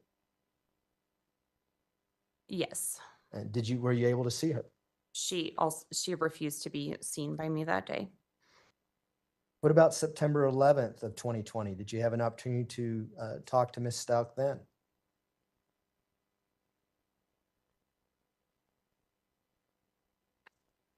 You said the 11th? Yeah, and I apologize. That was who is Holly Werstein? She was our psychiatric nurse practitioner, psychiatric mental health nurse practitioner. So she prescribed psychotropic medication to the inmates in the jail, in addition to our psychiatrist. Based on her note in here, did you review that note back in September 2020? Yes. And is that a note in reference to her mental condition as she got back from the state hospital in Pueblo? Yes. What was that note about and what did you do? So when people come back from the Colorado Mental Health Institute after a competency evaluation, we do get some records, which would include different medications they might have been placed on there, as well as diagnoses that might have differed from the ones that we initially had. So when individuals come back, we're going to look at those diagnoses, typically prescribe them the medication because that medication is related to them now being alleged to have been competent, although they haven't had their court proceeding to confirm whether they're competent or not yet. And so I would have reviewed the records, as would have Holly, for the diagnosis as well as the medications. And Holly determined that the diagnosis that was given to Ms. Stauch, which was a bipolar disorder, was actually not consistent with her presentation. So specific to that, a bipolar disorder, in order to meet criteria for that diagnosis, you have to have previously had at least one depressive episode, which is a 2-week period of time where they meet criteria for a major depressive episode. So lots of depression. They might sleep too much or too little. They might eat too much or too little. Some things along those lines. And then you also have to have met criteria for a manic episode, which is typically 4 or more days where they are typically don't need sleep. They're feeling very joyous. They tend to become pretty irresponsible during that time. So maybe it's going on spending sprees or going out and partying a lot, things like that. So you have to have the 2-week depressive episode as well as a 4-day or more manic episode in order to meet that criteria, based on the time frame from March until at least July, when she went for the competency evaluation. We had not seen or observed any of those sort of episodes. So that's why Holly determined that that was not a consistent diagnosis with her presentation at that time. And do you know whether or not anyone at the Colorado Mental Health Institute in Pueblo diagnosed the defendant with bipolar disorder? I do not know off the top of my head. Typically, we'll get a pretty basic summary. So we'll get a diagnosis. It doesn't necessarily always say who it's from, as well as medications, but we don't get the full competency evaluation, and we don't always get detailed psychiatric notes from that facility. Up until this point, had you seen any signs or evidence that Ms. Stauch had bipolar disorder back on September 11th, 2020? No. What did you do as a result of that? Did anything change, I guess is a better thing to say. No, Did she receive any additional medication based on that? as I had said previously, anytime somebody comes back from the state hospital, we do continue those medications just because it's what they had wanted them on. And again, related to the legal proceedings of a competency evaluation, we do want to keep them on those medications. So she, I believe, had been prescribed mini-press, which is also called Prazosin, and that typically helps with nightmares during sleep. Hydroxyzine, it looks like it was increased. And again, that was a medication related to anxiety. And I don't see any other medications that that would have been added off the top of my head. And do you recall meeting with Ms. Stauch on September 11th at 4:24 PM after you read this note from, is it Ms. Werstein? That's Werstein. Yes. Tell us about that meeting.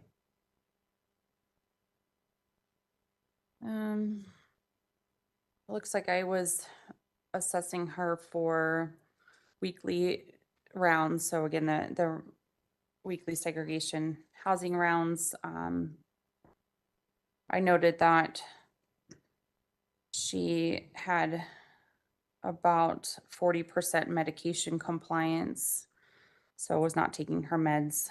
And how do you know that? We have a electronic Mohr, so the medication administration record, and so that shows what doses were offered, if they accepted or refused Okay. medication. Please continue. What else did she have to tell you on that September 11th at 4:24 PM? She said that the Mental Health Institute at Pueblo was going to prescribe her Boost Bar, which is also an anxiety medication. And she refused it. And she said her anxiety was getting bad and worse day by day.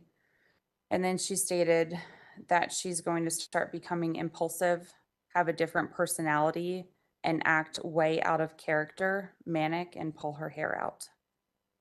What was that all about? Did you ask her that question or did she just volunteer that information? That again was volunteered information. And is that the first time that she's ever mentioned anything to you with regards to having a different personality? To my knowledge, yes. Did that trigger anything on your behalf to evaluate her for dissociative identity disorder?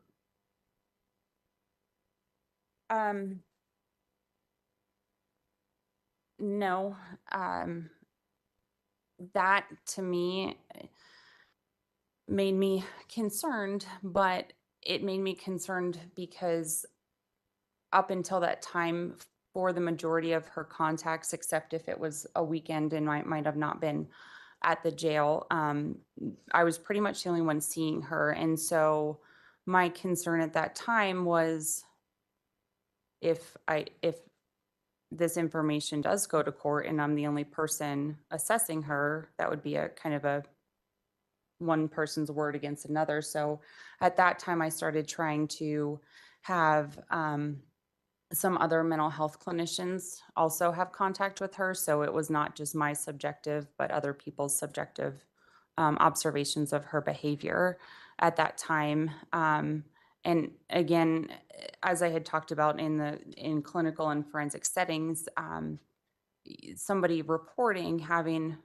or someone saying, okay, I'm going to start acting out, I'm going to be impulsive and have other personalities, then my worry becomes more about, are they going to start faking mental health symptoms? Yeah, essentially if they're just going to start faking things. So at that time, my thought would have been, okay, well now we might see an increase in behaviors that are going to be attempts to act out that aren't consistent with her prior presentations. If someone truly suffered from dissociative identity disorder, would they make a statement like that? Hey, I'm going to start changing personalities. No.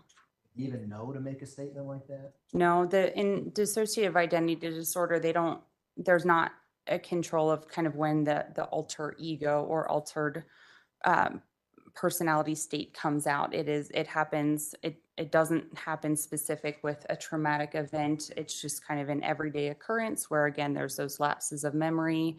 And sometimes in situations where, so let me back up.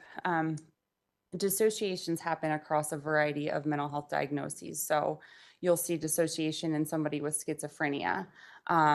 You'll see dissociation in something like borderline personality disorder, where they might dissociate or kind of have an out-of-body experience. They might be viewing their life as if they were watching a movie, or seeing themselves, looking down on themselves, engaging in that behavior. That dissociation can happen in a variety of mental health diagnoses. Specific to, let's say, borderline personality disorder, that will be triggered by a stressor, so abuse or any perceived threat. That's kind of when that will come out. And specific to dissociative identity disorder, that there is not a control or specific instance when it comes out. It just happens. And so in that situation, when somebody's saying, I'm going to start having different personalities come out, my brain goes to, okay, they're going to start faking this and acting this out, as opposed to it being truly authentic and something that they don't have control over, which would be consistent then with a dissociative identity disorder. And along the same lines, someone who suffers from bipolar disorder, are they going to be able to brag about being manic in the future? No. Would that fall under the same guidelines? That might be an indication that in the future I'm going to be faking it. Yes. And a week later, you met with her on September 17th at 3:41. What did you note about your contact with her then?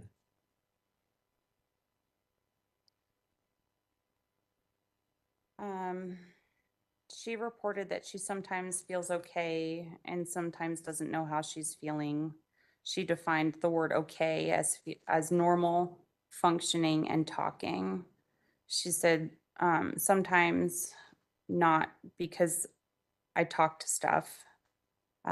She said she has a hard time with reality in the morning, but then she's okay in the afternoon. She reported having a hard time focusing, so she wasn't reading her Bible anymore. And then she began talking about seeing demons in court on September 8th, and when she was on a hike and jumped off a cliff.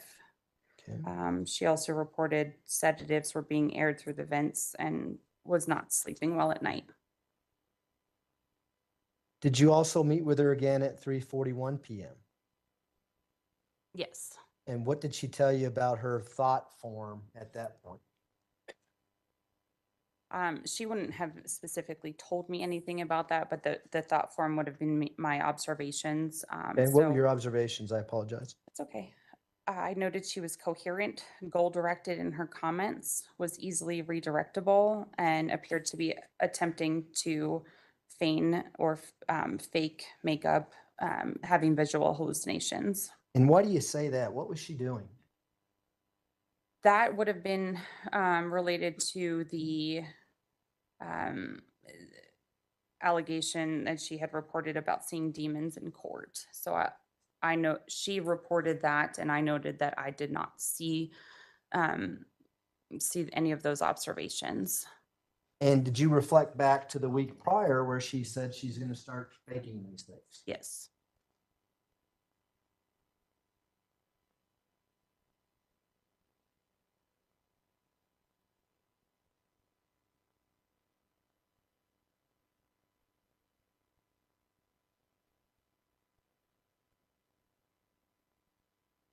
Did you see other notes within, what are these notes called within the jail system? Progress notes. Progress notes with regards to her acting out or acting crazy. Yes. I'll refer to you to October 30th, 2020 at 5:54 p.m. Yes. So on October 30th, one of the mental health clinicians, Ed Cuveney, had written a progress note And he had added in that the ward deputy who was observing her that day or working on in the ward that day informed Ed that she stated she said she's going to act out because she wants to be listed as crazy. Was this consistent again to what she told you back on September 11th, 2020? Yes.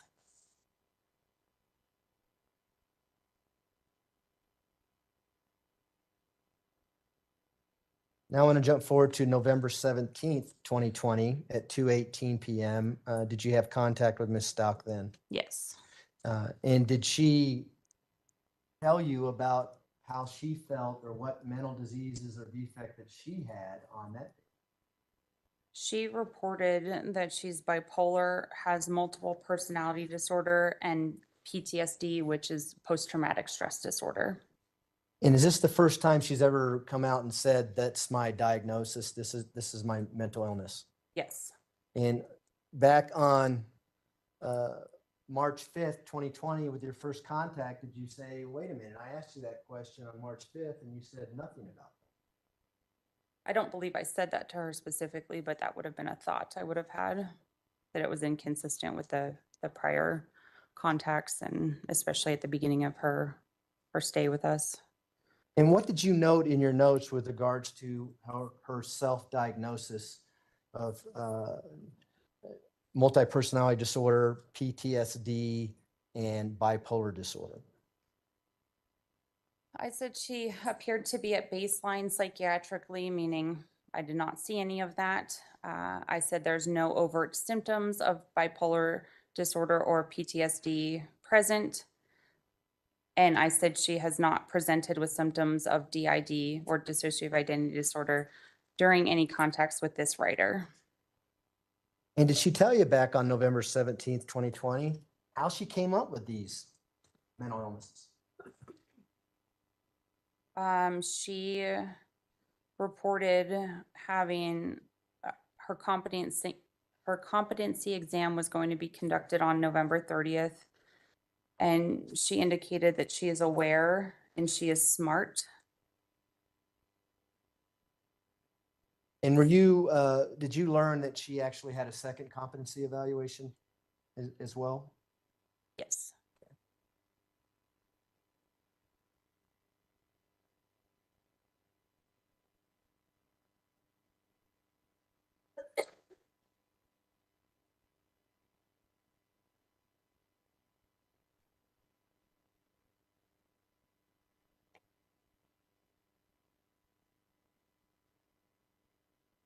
Let's jump to January 5th, 2021 now.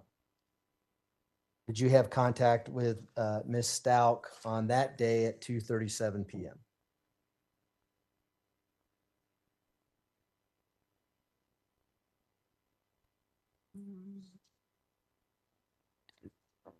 Beliefs.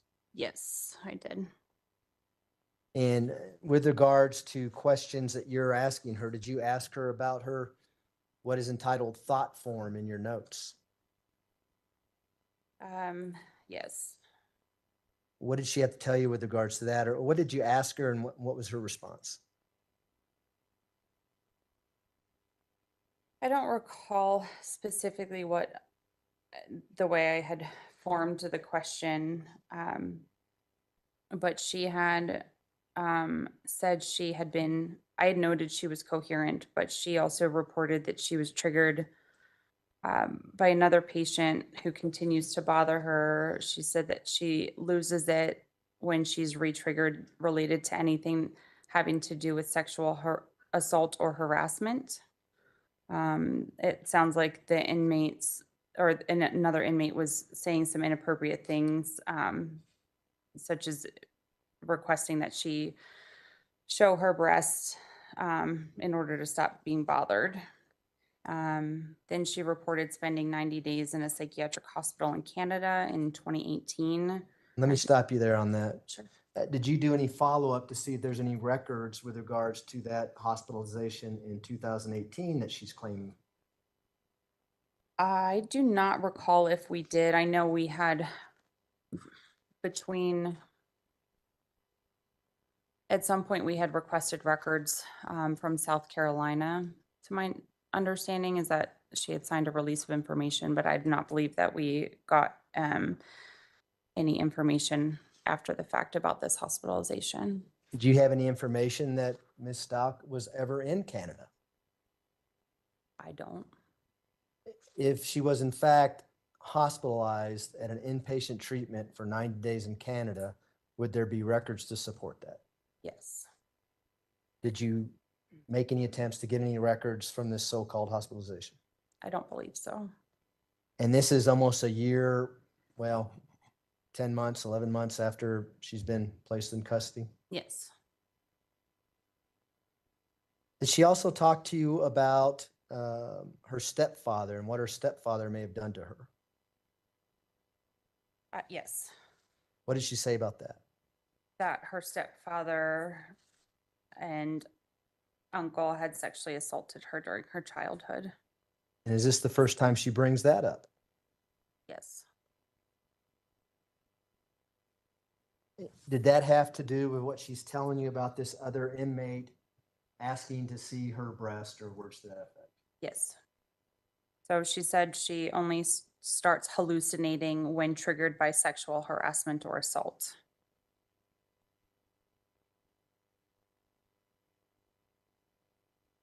What did she tell you about her intelligence level on that same day in the note just below the one we just read? She opined that she was brilliant.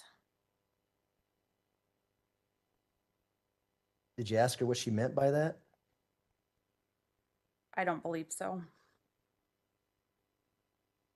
What else did she tell you after she said she felt that she was brilliant?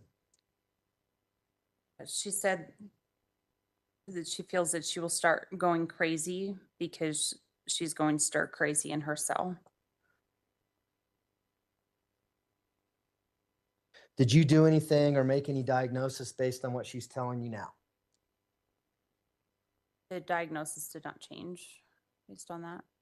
Did you do any further evaluation based on what she told you about her stepfather and uncle sexually assaulted?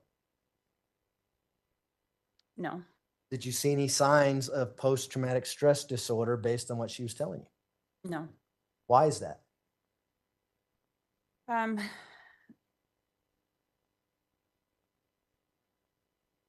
Can you repeat the question? Sure.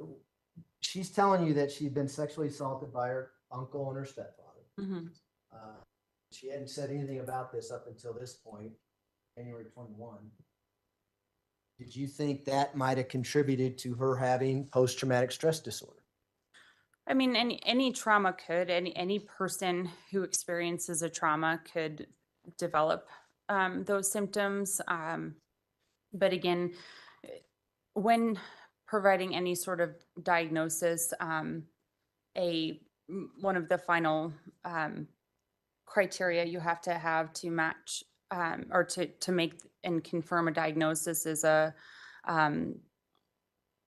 significant impairment in social, occupational, or other areas of functioning, because in the jail setting, there wasn't any significant impact related to that. It's not necessary to follow through with that. Also, specific to sexual assault or significant trauma, we don't always want to start treatment related to that because we don't know when people are leaving the jail. And so sometimes opening up and having somebody relive these traumas is the jail setting is not the most appropriate place for that, because we do want that to be a very personal driven avenue in treatment. And so typically we won't start a full therapy mode related to trauma.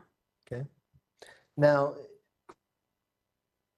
did you have an opinion as to whether or not her claiming that she had these various mental disorders coincided with her court case? In other words, when she raised competency, eventually pled not guilty by reason of insanity.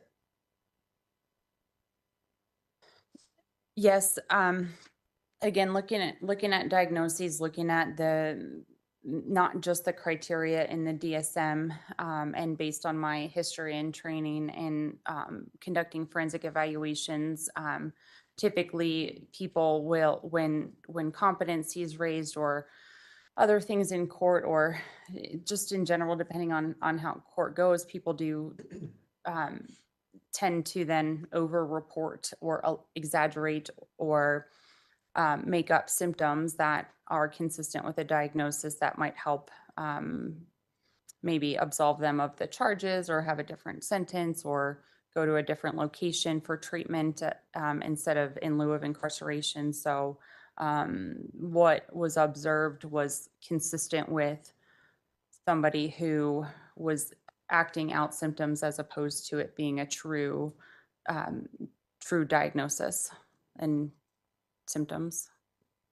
And your role in your position at the jail was not to perform a sanity evaluation, I take it, Correct. or a competency evaluation? Correct. In order to do that, you'd want to look at everything, I would take it? Yes. And when I say everything, all the police reports, everything involved in the criminal case, before you can make any judgment as to that? Correct. Those are my questions, Your Honor. Thank you. Cross-examination. Thank you. Mr. Cook. Doctor, good afternoon. My name is Will Cook. I represent Ms. Stauch. I'm going to be asking you, I would say a few questions, but I'm going to ask you a lot of questions. I'm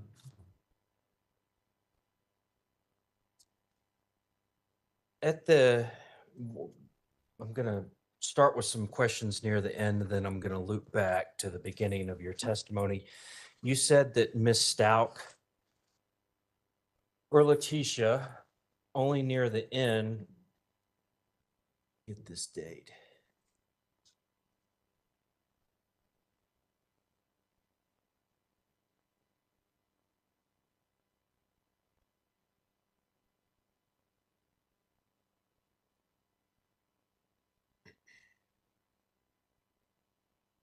You said she only reported being molested one time to you? That was my recollection. I believe when she first came into the jail during the receiving screening, she had reported that to the nurse doing her receiving screening intake, but I don't recall that being Okay, reported well, to you me just, initially. Mr. Young, that it was the only time that it had been reported, the molestation To me. to you. You know, I'm going to object us to that. That's not the question was. The question was with regards to her stepfather and uncle. Oh, overruled. Do you know when the other time that she reported molestation or sex assault? Without looking at the specific date in my notes, I think she had reported that in 2019. When did she report it at the El Paso County Jail?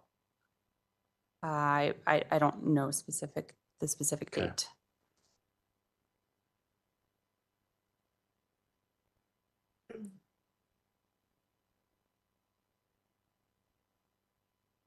So when she comes into the El Paso County Jail, is she handcuffed? When she first gets there and you first see her, is she handcuffed? Is she in a jumpsuit? What's the situation like?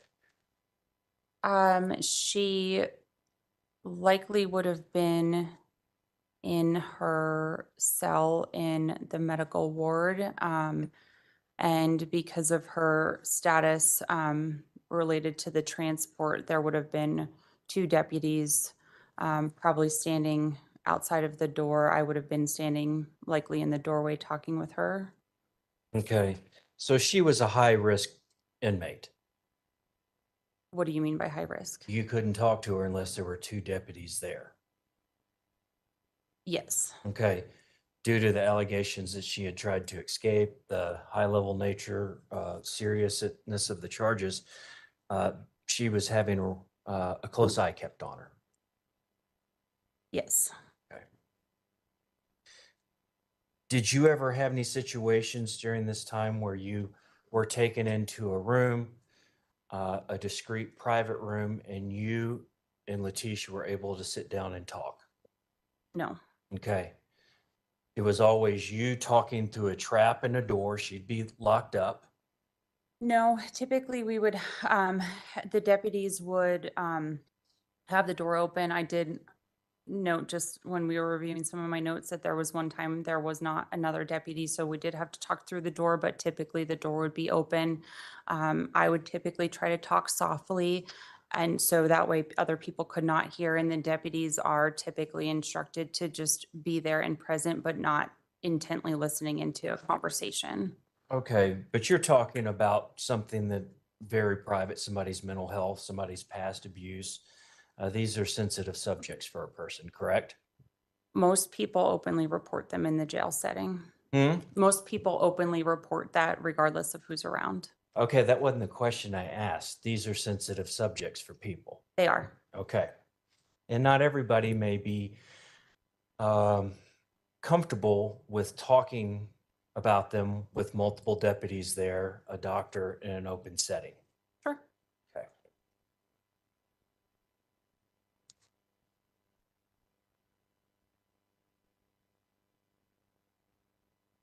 And you just stated, in fact, you had to cancel one meeting because there was only one deputy available to talk with her, and that wasn't allowed. Is that what happened? No, I said we had to talk through the door, so they could not open. They the couldn't door. even open the door unless there were two deputies with her. Yes. Okay. And that's not the ideal clinical setting to do mental health work, is it? No, It's a terrible setting to do the type of work that you were charged with doing, correct? I wouldn't say it was terrible. I think people in a jail setting still need services, and I'm not saying they don't need services. I'm saying this is not an ideal clinical setting. And in fact, it's a bad setting to do this kind of work. People are confined, it's stressful, it's loud.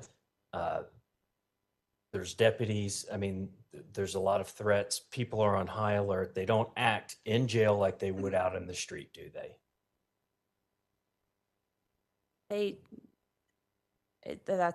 that's kind of general because some people do and some people don't. Okay. Some people get into jail and they absolutely collapse and their symptoms get worse, or some people don't change in jail. So it can be anything. Is Could be. that what you're saying? Okay. So where do you work right now? You do mental health work with sex offenders in Kansas? Yes. Okay. And is that Larned State Hospital? Yes. Okay. Where in Kansas is that? Larned, Kansas. Larned, Kansas. Okay. And you've been doing that from September 20 to now? Yes. Not September 21st, September 2021 until now. Yes, sorry. Okay. So, and you're the clinical program director now. Yes. How many sex offenders do you supervise now? About 250. So that's a lot. Yes. Is this just a facility specifically for sex offenders? No. Okay. Is there a wing or a part of this facility that is dedicated to the sex offenders, though? Yes. Okay.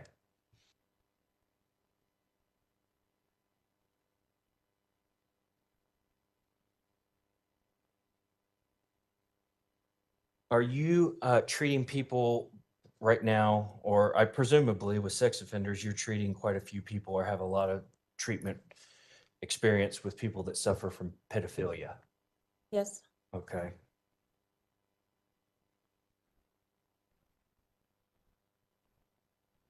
And is pedophilia just a person who's sexually attracted to underage or age inappropriate people? It's not just that. There's a pedophilic sexual interest. You could qualify it as to what you described, but a pedophilic disorder is when they then engage in those sexually abusive behaviors towards non-consenting minors. Okay.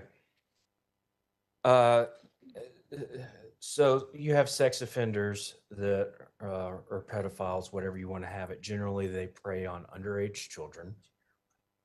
Some do, and some are that prey on adults as well. But generally speaking, a pedophile preys on minors. Yes. Okay.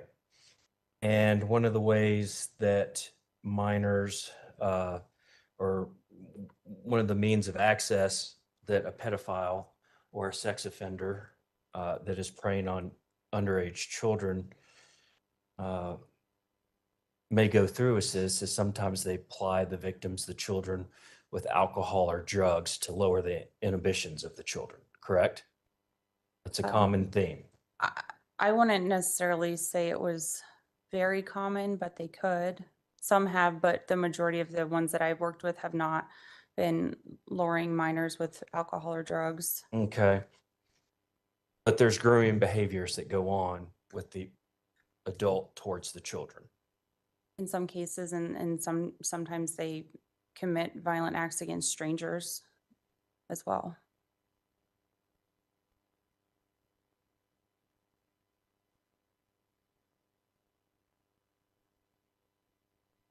But a child predator, based on your experience, they could use alcohol to lower the inhibitions of their victim in order to gain access to them and, assault them. Objection, Your Honor, asked and answered. Sustained.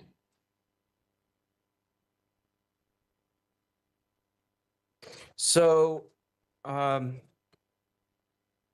the time, September 2021, that you were employed at Larned State Hospital, you were also employed in El Paso County at the jail, correct? Yes. How did you do both jobs? I lowered my hours as in the clinical program director role to part-time and took on the full-time health services administrator position. So I oversaw all of the medical and mental health care at the jail for about Okay. 11 months.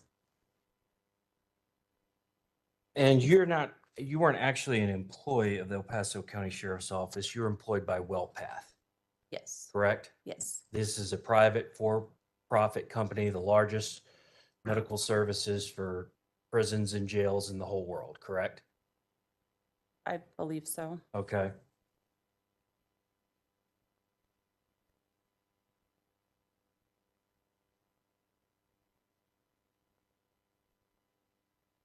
And as a for-profit company that you were working for, your company makes more money and more profit the less money that is spent on the inmates. Objection, Your Honor, relevance. Juror Cook, what is the relevance? Can we approach?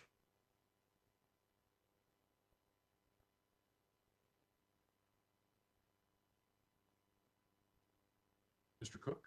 Thank you.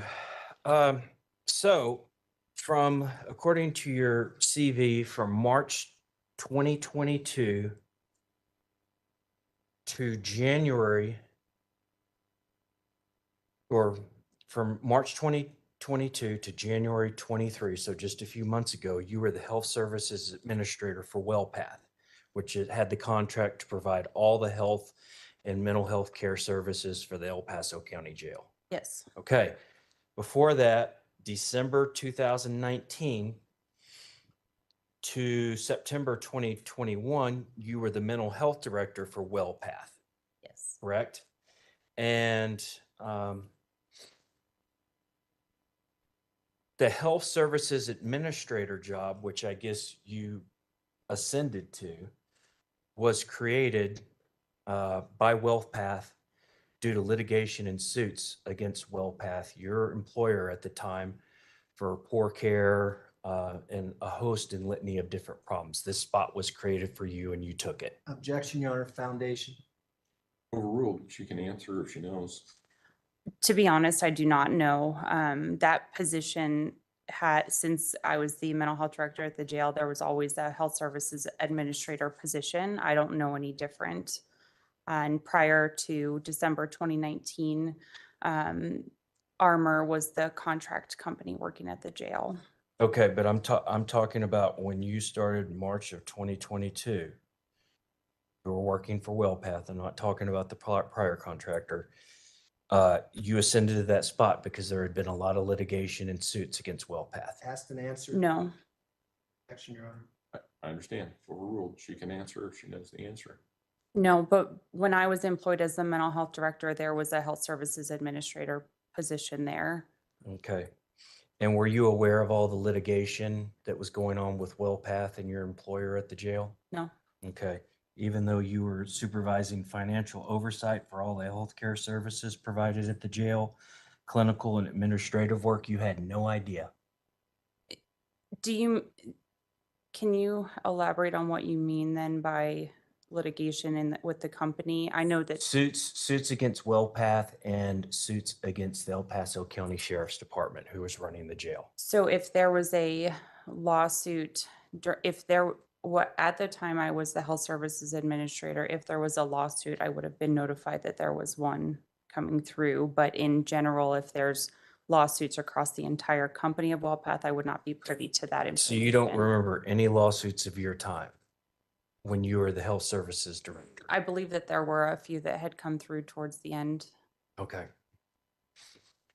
And from when Ms. Stout came in March of 2000, going forward, was there anything unusual going on at the jail? Or was it business as normal the whole time? She came in 2020, not 2000. I'm sorry, 2020. Thank you. Was there anything unusual Yeah. at the jail? Yeah. COVID? COVID. Did you say COVID? Yes. Yeah. And it completely changed how everything functioned at the jail, correct?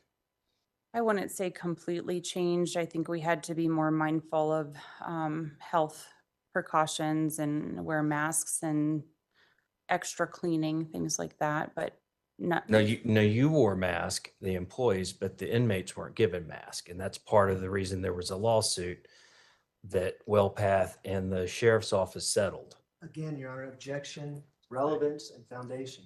Sustained. A jury will disregard the question. You can rephrase it. But again, nothing that the attorneys say at any point in time is evidence. Rephrase your question. Were you taking precautions for COVID during your interviews with Ms. Stauch?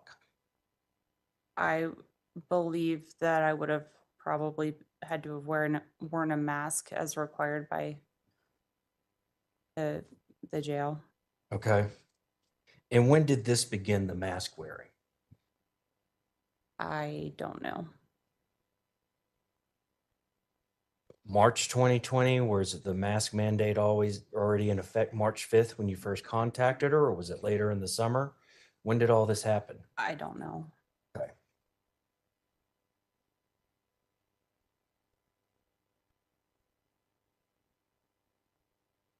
Do you remember a COVID outbreak in the jail during your tenure there? I remember the media alleged that. Okay, you don't remember the jail allegedly having the largest COVID outbreak in the state? Again, I believe that's how the media phrased it. Okay. Do you remember the population of the jail during this time being 1,700 inmates before COVID and being lowered to about 11 or 1,200 within a few months because of the COVID threat? So with the everyday activities at the jail, I mean, I don't really pay attention to why more or less inmates would be there. We Okay. just take care of the people who are there. But as the health service administrator for the jail, I mean, you would notice 500 or 600 people being taken out of circulation due to medical reasons and due to the COVID pandemic. Objection, Your Honor, relevance. Sustained.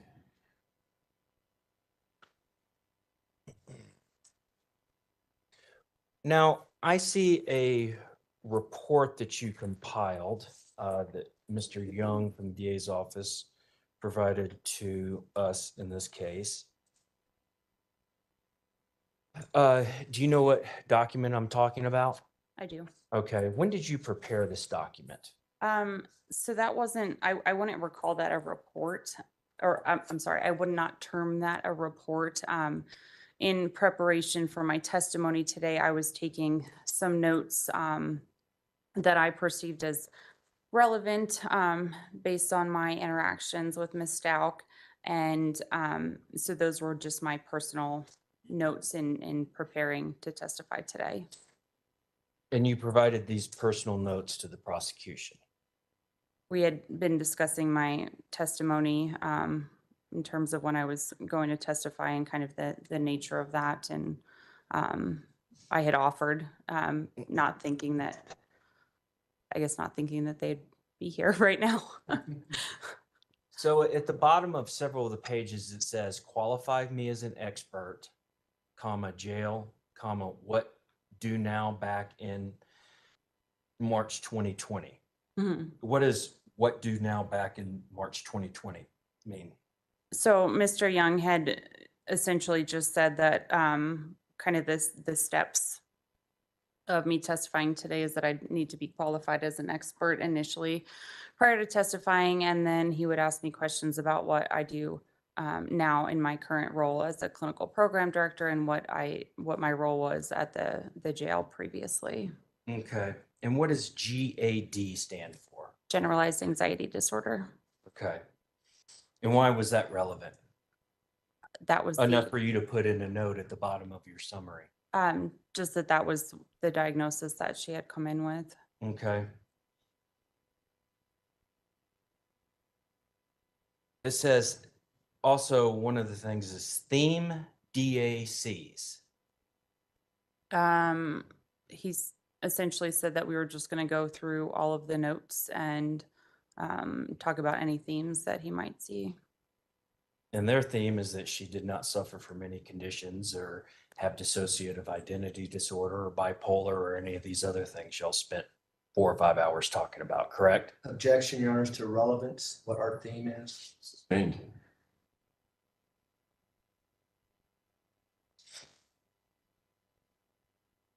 Well, the theme of what the DA said was important to you enough to put down at the bottom as a footnote.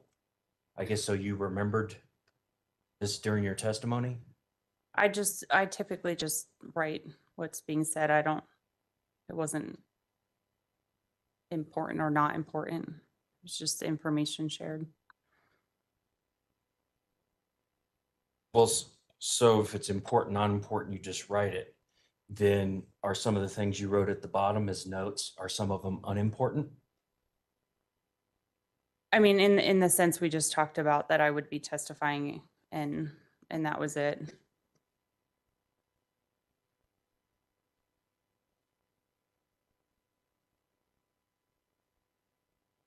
So you spent some time talking about you and Mr. Young about the day, I think it was March 20th of 2020. That was when you discussed the issue of Gannon's body being found. Is that correct? Do you remember that Yes. discussion?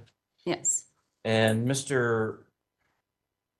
Young asked you, do you remember what she said? And you said, yeah, Gannon's body was found in Florida, and she said she'd never been to Florida and all this other thing. And he asked you, why was that significant?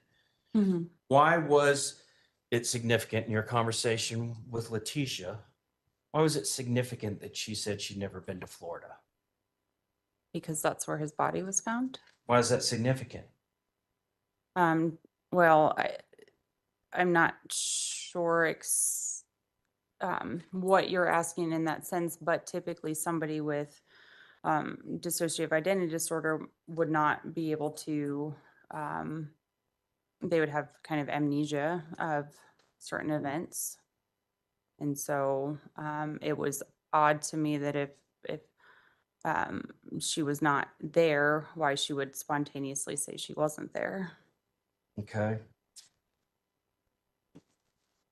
And if she didn't have anything to do with Gannon's disappearance, how would she know he was found in Florida? Correct. That's the significance? Yes. Okay. Did you know that her attorneys earlier that day had been to visit her? I don't know that off the top of my head, but if that And was they had true, then- actually told her that Gannon's Objection, body Your had been Honor. found? Objection. Sustained. Jury will disregard.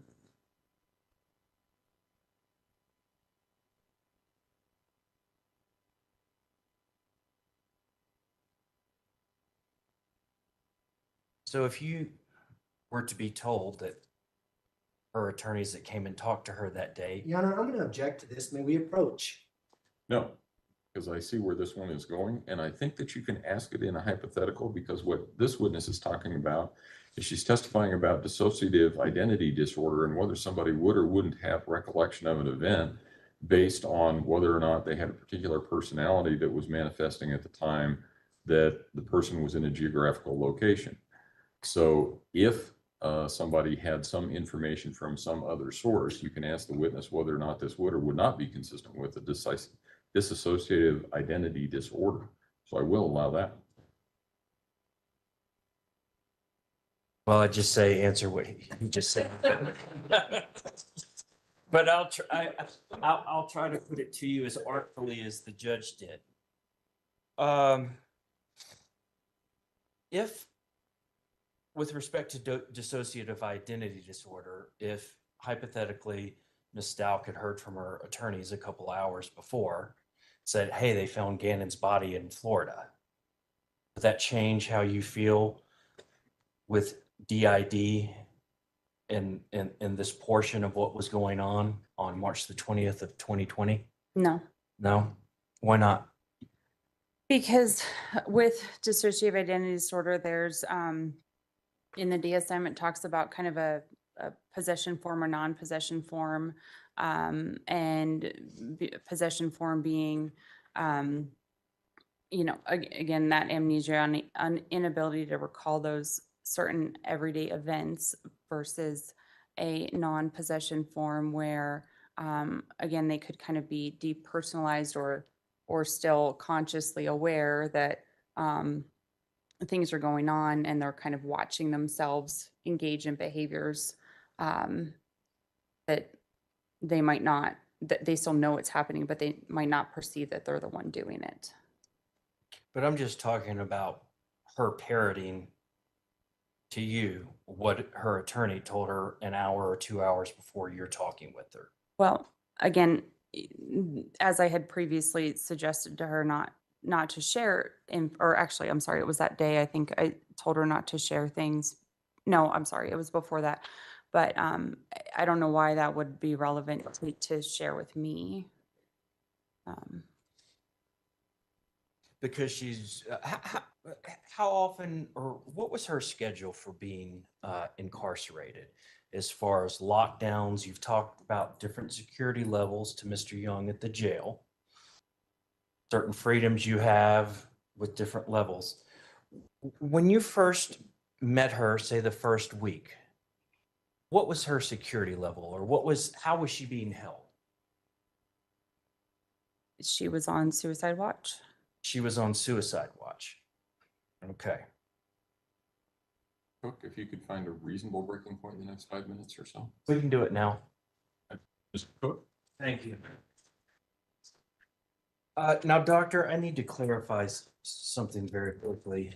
I found what I was looking for. So with Mr. Young, you said that on January 5th of 2021, and if you have your notes and you need to look at those, you said it was the first time you had heard about molestation or sex abuse being perpetrated on the defendant. You said January 5th, 2021? Yes. I believe it's the part when she says only hallucinates when triggered by sexual harassment and assault.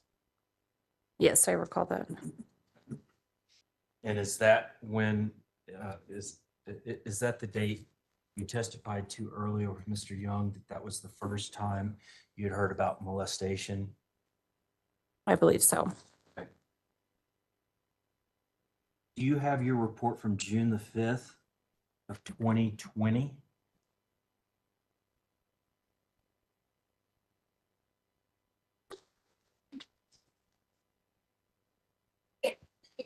It's probably 6 or 7 months before the date we were just talking about.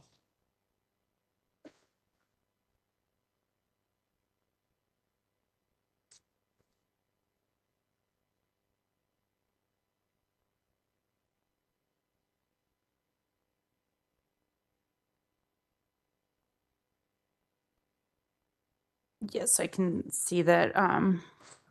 looks like at that time she had reported the molestation at 14. So I think when we were talking about the sexual assault, that was the first time that assault was, I think that's the first time it was phrased as the sexual assault. Yes. Molestation of a child is sex assault. Do you agree with that? I would generally agree with that. So Well, I was when incorrect. when would you not generally agree that molestation of a child is a sexual assault? So molestation to me would mean more maybe fondling and touching, whereas sexual assault would be more defined as some sort of penetration. Are you aware under the Colorado statutes, there is no molestation, it's all sex assault? I don't know that off the top of my Okay. head. I'd have to Okay. look. All right. So you can, in your opinion, you can molest a child and alternatively, you can sexually assault a child. Objection, your relevance. No, overruled. I would consider them separate. You consider them separate. Okay. And that's why you answered the question the way you did for Mr. Young. Yes. Is your belief that sexually assaulting a child is different than a child being simply molested? Yes. So, with respect to the dissociative identity disorder, when Ms. Stauch came in on March the 5th, 2020, were you doing an evaluation for dissociative identity disorder, anxiety, depression, bipolar disorder, borderline personality disorder? Were you looking for all these things at that time? Yes. So as I had previously explained, I generally want to cast a wide net and see if there's anything, any sort of symptoms going on. Okay. And were you able to rule out dissociative identity disorder fairly quickly? At that time, Yes. in a sense, yes. Okay. And that would be June the 5th, 2020? I thought we were talking about March the 5th. I'm sorry. It's It's okay. late in the day. It is late in the day. March the 5th, 2020. Yes. The first day she came to Correct. CJC, the jail, and you saw her. Yes. Okay. And you testified that you had met with her for about 45 minutes on this March the 5th, 2020 date? I said it probably about 30 to 45 minutes. 30 to 45 minutes? Yes. Okay. And in that time, you were able to rule out dissociative identity disorder, more or less? Yes. Okay.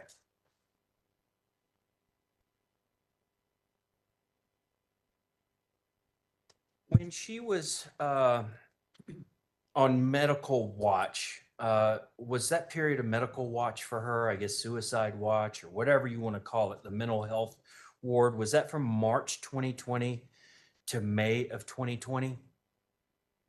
Approximately? No, I believe that that March, I believe, and I'm sorry off the top of my head, I'd have to refer back to my notes, but I think we had decreased her suicide watch, I think within about the first 2 weeks To what? to transition. Okay. someplace. And when you're in the medical ward or the secure ward, the high risk ward, whatever Ms. Stauch was when she came in, she was locked down in a cell 23 hours a day and only allowed out for 1 hour a day, correct? Yes. Okay. And your understanding, what was the person or inmate allowed to do for that 1 hour? They could, so she would have been, if we're talking about the time that her housing location was the medical ward, she would have then, for her hour out, been transported to Alpha 2, which was the other ward that I told you that she could have been in. And during that time, she could have talked to any family or friends on the telephone, taken a shower, could have worked out on the exercise equipment. There's usually a book cart in there, so taking out different books that she could read. Generally, maybe if other inmates were talking, associate with them, talk to the ward deputy. She would be the only person out on the ward, but people talk all the time through the cell doors to one another as well. So she's solitary. She's wandering around for her single hour by herself out there. I would not use the word solitary. I would use the word restrictive. Solitary is more when you have absolutely zero contact with other people, whereas restrictive housing, you still can talk to people. Well, the contact, she has no face-to-face contact. Everybody's behind a door, a big locked jail cell door, The ward deputies would have been there, so she would have had contact with them. but no other inmates. Not face to face, correct? And then she went to A2 eventually. Does May 2020 to about March of 2021 sound about right? I honestly don't recall if that's how it's recorded. I would Okay, agree with that, but Well, let's just I don't have assume those dates. let's just assume she was an A2 ward. That's still a very restrictive ward. 1 hour out a day, 23 hours locked in your cell. yes and no. Okay.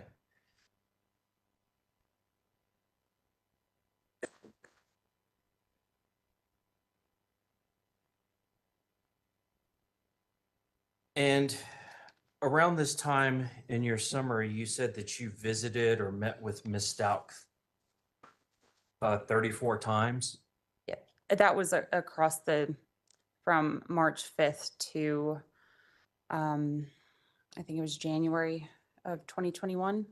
Okay. And were these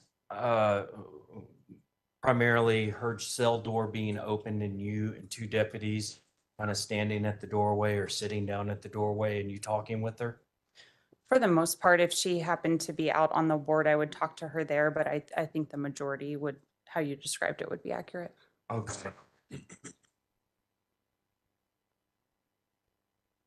How long would those visits last? They could last anywhere probably from about 5 to maybe 30 minutes, depending on what we were talking about. Okay.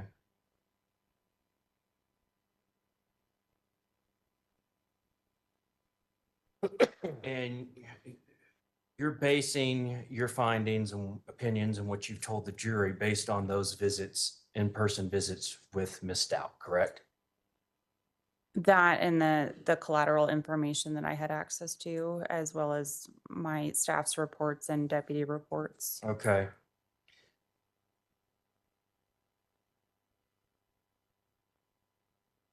Now, other than the 1 hour, Ms. Stauch's more or less locked in a cell by herself for 23 hours, correct? I'm sorry, can you repeat that? Except for the hour out, during this time or majority of the time, Ms. Stauch is locked in a jail cell for 23 hours. Yes. And you weren't able to observe what she was doing for those 23 hours a day. The deputies would observe that and write reports. Okay. But there's not somebody watching her those 23 hours while she's in the jail cell. I mean, she could be eating her own feces in the jail cell and nobody would know.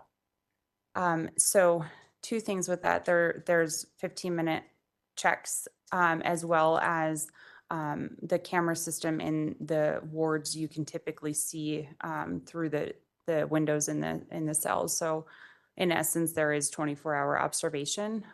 You might not be able to see everything, but so during your time working, speaking of these every 15-minute checks in these wards, somebody was found hanging cold from one of their cells and the 15-minute check had been missed while you were there. Do you remember that? Objection, your relevance. Overruled. Yes. Okay, so mistakes were made during this every 15-minute check for somebody to have hung themselves and been missed several checks, so much so that when they took the body down, it was cold. It could happen, yes. Okay. Also, there's a lot that could have been missed with what Ms. Stauch was doing the 23 hours when she was locked down in her cell, correct? Yes.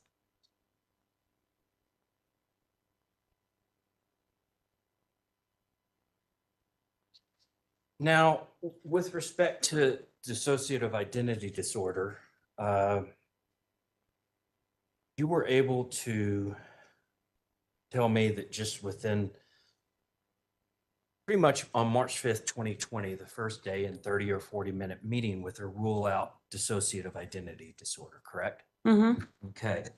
So I have a copy of the DSM-5, Sure. and that's more or less the Bible of psychology and psychiatry, correct? Sure. Okay. And we were talking earlier about possession forms of dissociative identity disorder and non-possession forms. And it says most individuals with non-possession form dissociative identity disorder do not overtly display their discontinuity of identity for long periods of time. Yes. What does that mean? So those are kind of shorter periods of time where people could dissociate and I mean, sorry, it's kind of just how it's written. I think what you're getting to is, could there be times that it happened allegedly and it not be seen? Sure.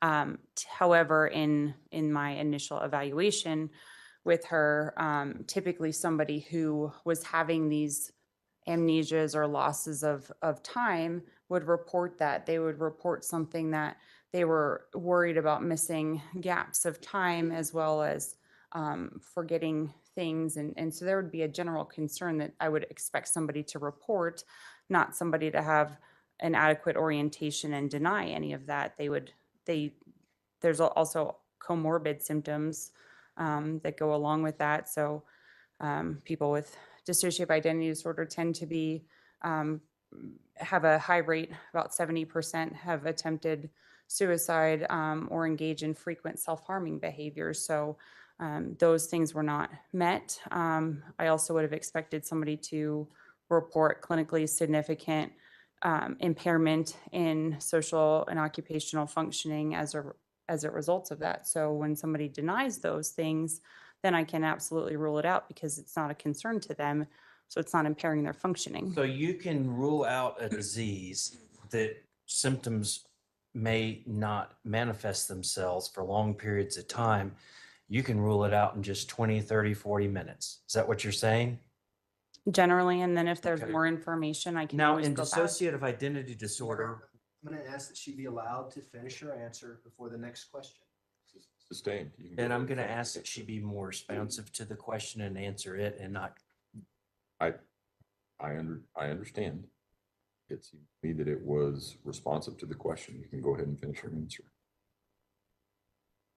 I was just trying to say that if there were other symptoms that came up, a diagnosis is something that is working. Could it be changed if new symptoms come up? Absolutely. And sometimes it can take years to diagnose somebody with dissociative identity disorder, correct? In terms of years, it can present at any time, but I wouldn't say someone would take numerous years to form that diagnosis.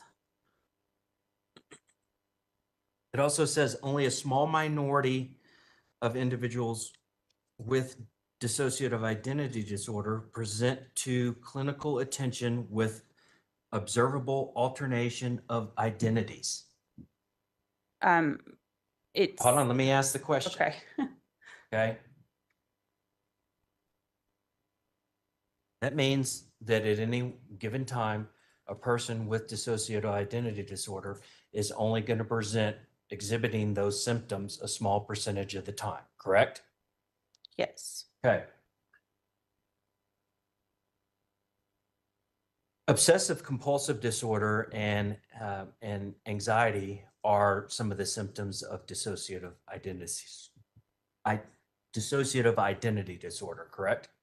No, they're not some of the symptoms of it, but they could be associated with that, or what we call a comorbidity. So, and a diagnosis that could occur alongside of that diagnosis. And some people who actually suffer from dissociative identity disorder are actually initially diagnosed with obsessive compulsive disorder, anxiety, or bipolar, correct? Including that, it could also be depression, personality disorders, that they could be really diagnosed with anything. When you see diagnoses in a psychological sense, it'll say diagnosed with this and then rule out this. Yes. Did you do any of the rule out stuff for dissociative identity disorder, bipolar disorder, generalized anxiety disorder, obsessive compulsive disorder? Again, yes, I mean, it was related to, again, as I explained, casting a wide net. You see what symptoms they're reporting and what things are concerning to them, because when you're diagnosing, again, if it's not clinically significant, clinically or significantly impairing their day-to-day functioning, you don't qualify that as a diagnosis. That is usually, I think, in dissociative identity disorder, maybe criterion E, but it could be a different criterion letter in any of the diagnoses. It has to clinically significantly impair their functioning in order to be diagnosed.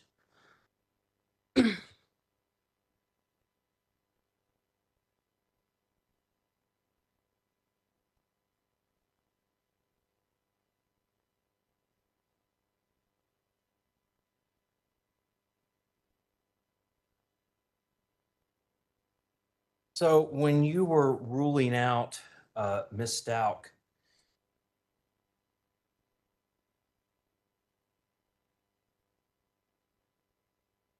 having bipolar disorder, which is the manic depressive stage, you said that you know, what you look for and you didn't notice was any excessive spending or partying or, you know, showing up and with a bunch of clothes and not, or clothes or whatever purchases from a store and not realizing where you got them. How are you going to notice that or rule that out based on her partying or, you know, excessive spending if she's locked up in a jail? That seems like that's kind of a no-go, but yet you told the jury this. So when you asked that question, you added the dissociative as and the bipolar together. So Well, I'll just talk about the bipolar. well, those were the examples that you gave, but specific to a bipolar disorder, somebody who might be presenting that way in the jail would likely not be sleeping consistently. They'd be very hyperactive, almost like jumping around and really fidgety all of the time. They would be talking very rapidly. They would have a flight of ideas. So going, jumping from subject to subject and just talk, you can't follow the conversation along. It's very fast and rapid. So that's how I would assess for that in a jail setting. So again, she was locked down 23 hours a day. So a lot of that could be going on. She could be talking to God in Latin in her jail cell, and you or nobody else would even know that, would you? So we were talking about the March 5th date, and she reported none of those symptoms. So that's how I can rule it out at that time. Okay. And is that a common sign when somebody's asked, do you suffer from this mental illness? And if they deny it, well, that's it. Unless there's contradictory evidence to it. Okay.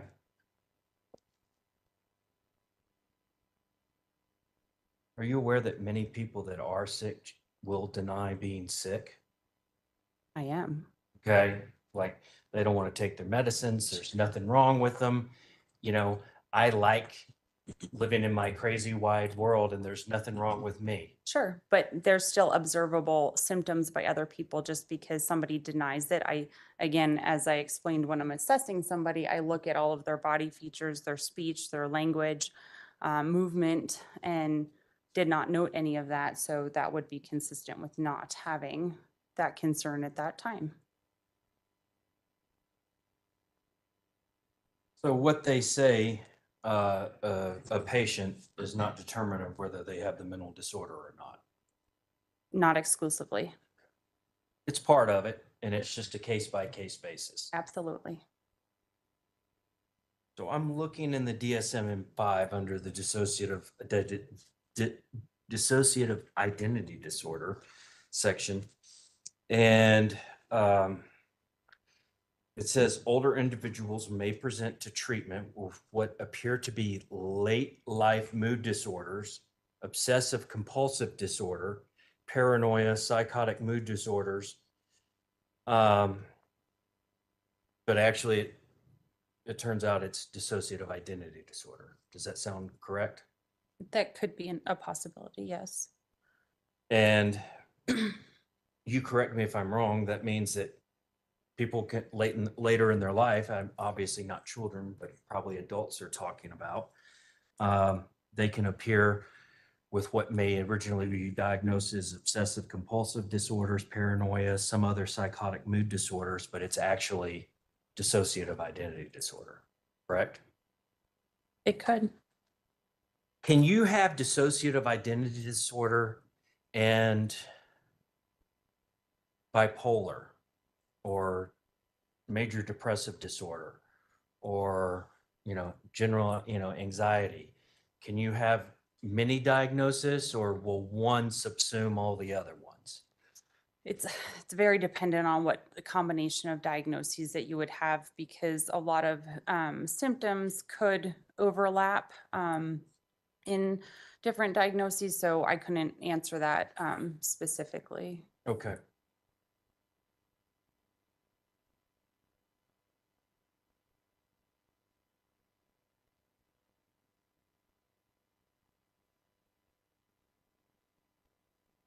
Did you ever review any reports from her psychiatrist, psychologist that she consulted with several times in late 2019, December of 2019? So just a few months before you met with her.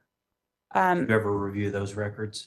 She had denied seeing anybody but her primary care provider for the information. And then the only treatment records we requested to obtain was from, I believe, South Carolina. Okay. So if somebody did see a psychiatrist or a psychologist in December of 2019, was charged with committing a murder of a young child, as in this case, within a month or so of that, and they were diagnosed with a mental health disorder, would that have been relevant or helped you in determining what was going on with Ms. Stauch when you had her at the jail? I believe that all information is relevant. But she didn't. So if somebody doesn't tell you what they've seen or what they've done or what treatment they had, are you not able to get those records? If I don't know where to request records from, I can't just throw out an Okay. ROI to every place. So Okay. no, I wouldn't. And that's fair enough. I didn't know if there was some kind of general data bank where you could go and get all the records from a certain person, or what. You still have to go around piecemeal and track them down. Is that correct? Yes. Okay.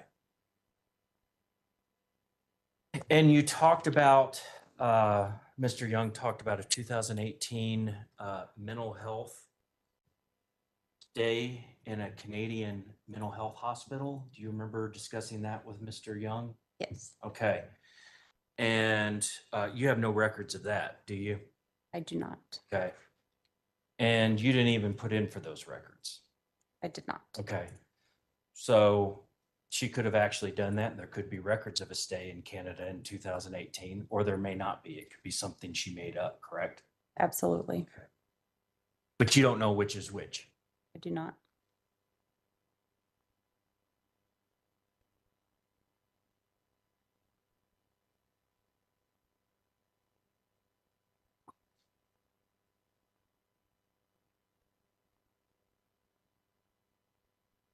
So one of the things in your report that goes along with dissociative identity disorder, or maybe it's bipolar, you correct me, please, is that there needs to have been some sort of suicide ideation or actually an attempt made. Is that correct? So Is that for DID or bipolar? it could happen with either, but what I had previously said was that, so in the DSM, there's kind of association. So again, there's the criteria, but then all of these other things that kind of help you make the diagnosis, confirm or refute it. And in the DSM, it says that about 70% of people who are diagnosed with dissociative identity disorder have repeated and frequent suicidal ideation and have potentially attempted suicide as well. Okay. So the flip of that is 30% have not attempted suicide. Yes. Okay. But the majority of diagnosed DID people, and DID is dissociative identity disorder, the majority, 70%, have had some type of suicide attempt or ideation.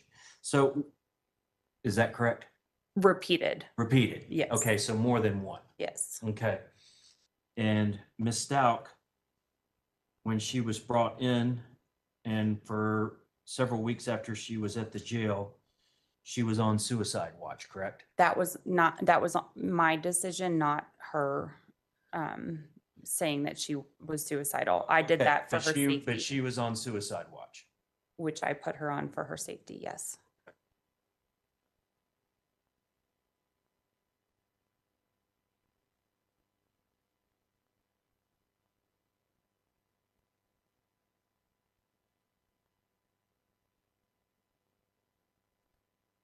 One of the things you talked to Mr. Young about is he asked you this, so, and I actually had to have a little chuckle, but he asked you about a normal person charged with first-degree murder.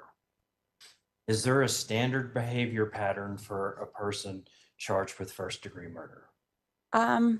It varies. I've worked with lots of people who have been charged with that, and I have too. And it varies, doesn't it? it does. It can. Okay. Yeah. So there's not really a normal person charged with first-degree murder behavior, is there? It's not. Can I get a tissue? Yeah. Sorry. That's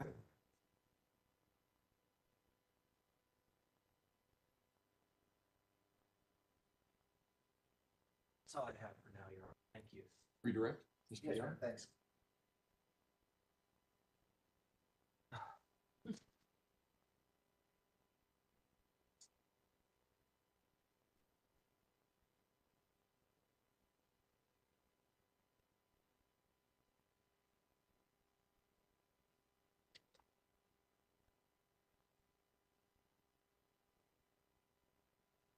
Is everyone who commits first-degree murder placed on suicide watch when they entered the jail? Yes. Is that standard regardless of what your evaluation says or whether or not you see any signs of mental illness with those individuals? Yes. Is that what happened with Ms. Stauch? Yes. Had nothing to do with any potential diagnosis? Correct. And is your role to rule out any diagnosis with Ms. Stauch? It's mostly to assess for the current symptoms and ensure her safety and stability in the jail. Remember when we started out, it seems like days ago, about a clinical evaluation versus a forensic evaluation? Yes. Are you more on the clinical side when you meet Ms. Stauch on March 5th, 2020 to treat her for any illnesses that she might have? Yes. And did you see any illnesses that needed treated on March 5th of 2020? Just the anxiety. And if she was diagnosed with anxiety in 2019 in the month of December, would that be consistent with what you saw? Yes.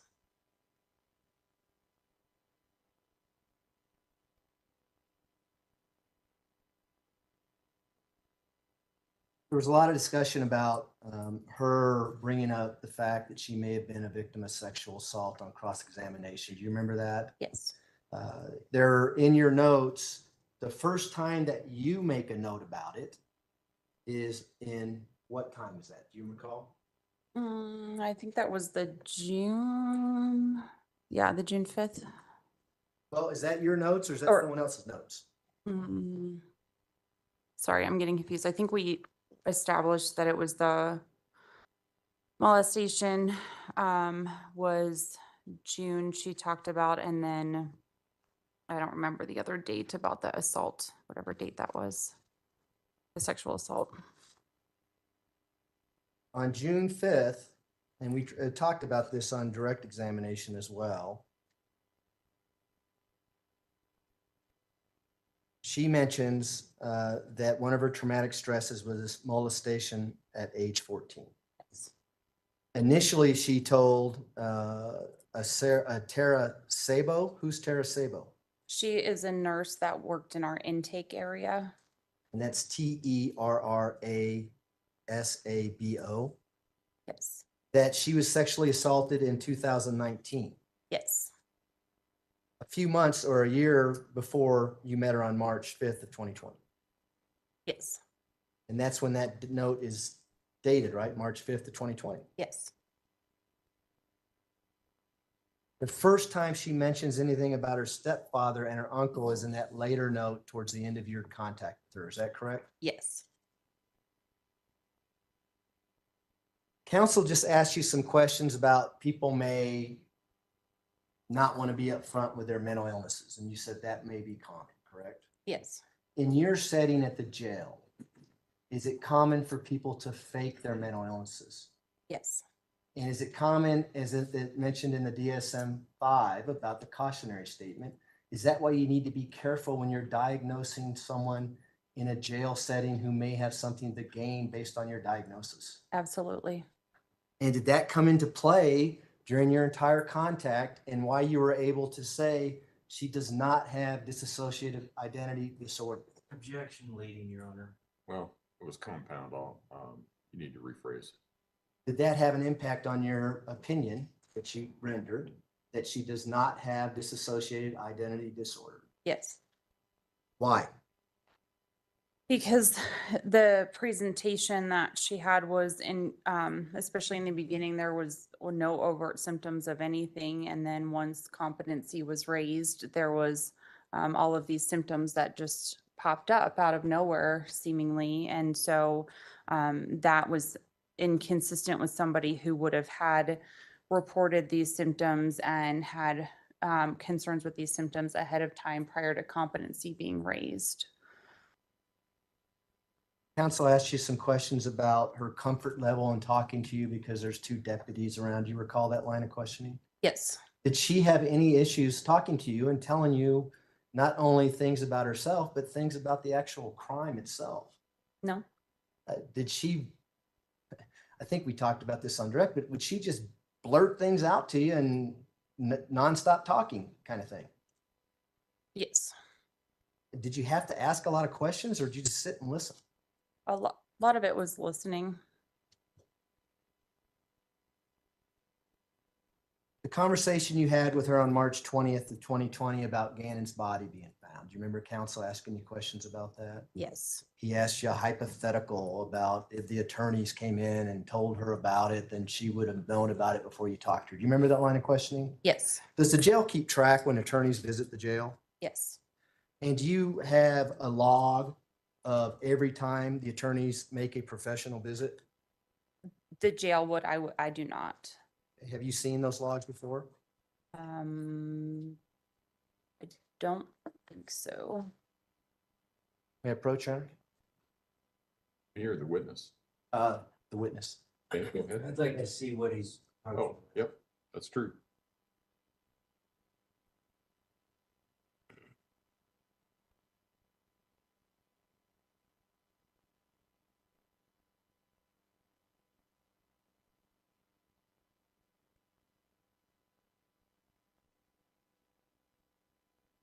Approach the witness. You may, go ahead.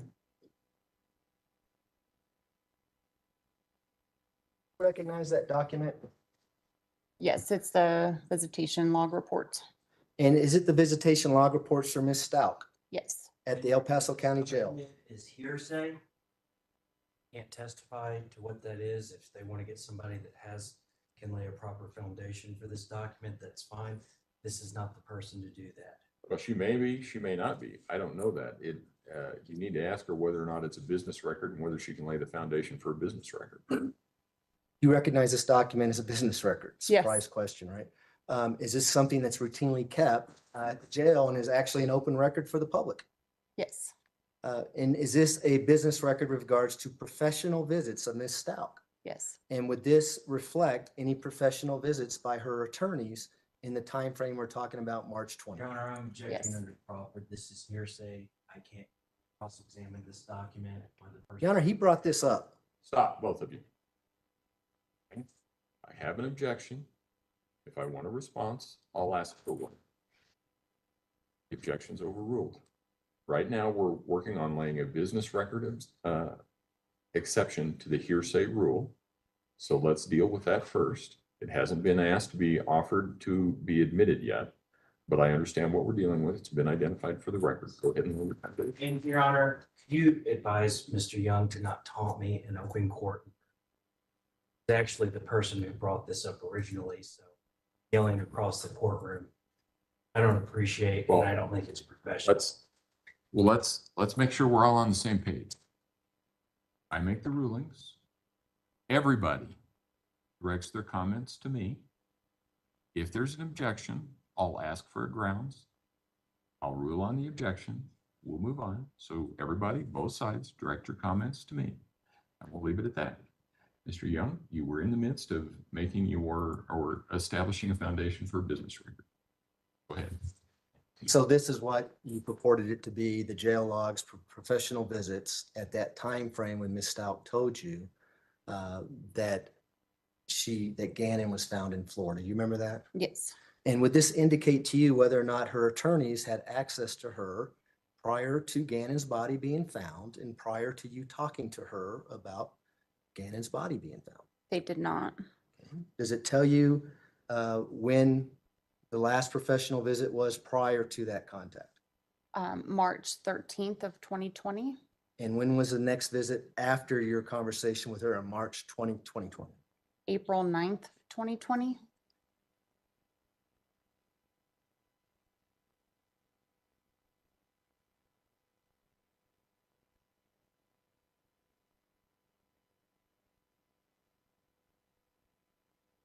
In addition to what we just talked about, what was her demeanor like when she was telling you that Gannon's body was found in Florida? She was a bit tearful, but again, also kind of asking about or focusing on other. Been asked and answered.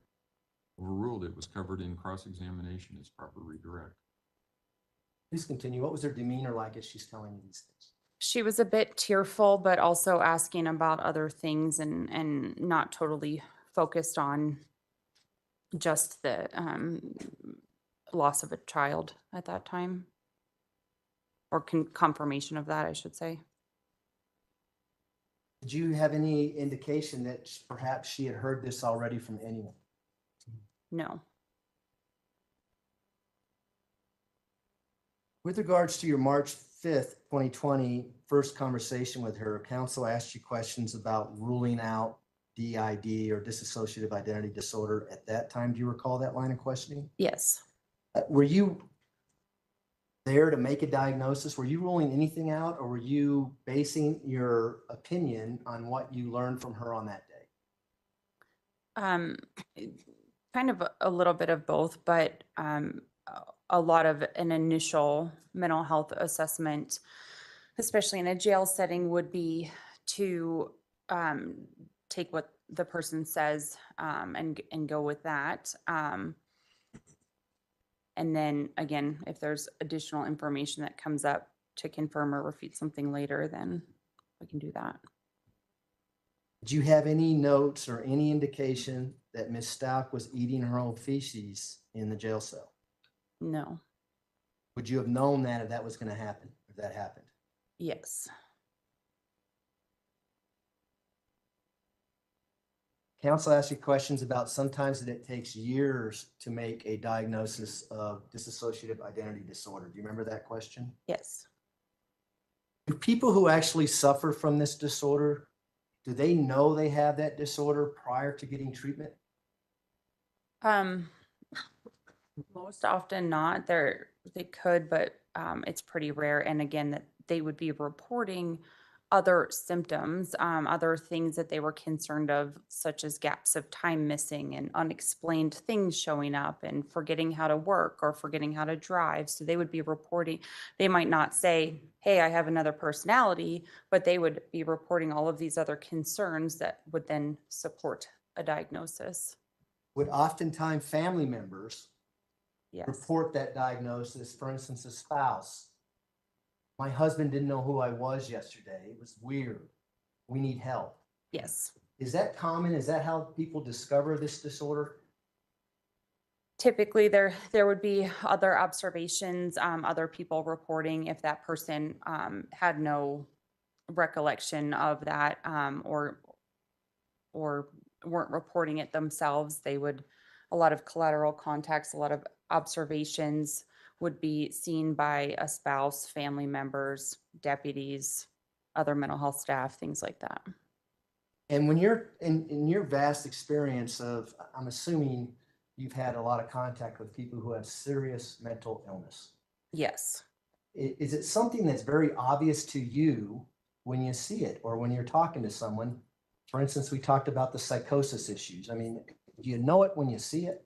Yes, I've worked in this field for over 10 years, and most of my contacts have been with very severe and persistently mentally ill people. And so I am very familiar, very comfortable with spotting things very quickly.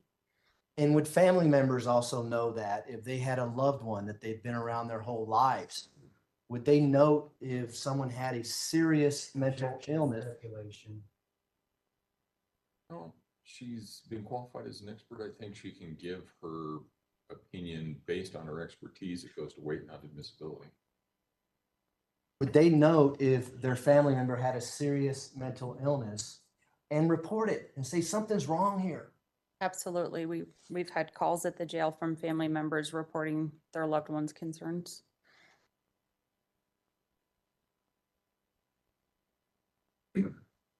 Those are my questions, Your Honor. Thanks. Do any of the jurors have any questions for Dr. Mohr? Looks like we have one. Your Honor, very quickly, I'd like to, based on a new document that was introduced, correct? Counsel approach.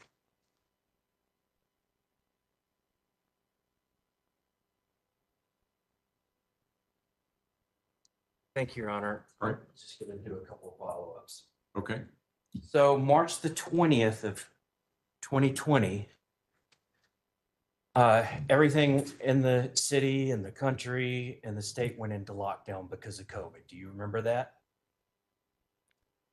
I don't know if it was that exact date, but yeah. Okay. Do you remember that a lockdown went into effect in the jail and there were no personal visits for a period of time because of the COVID pandemic at the jail? I don't recall any specific thing about that.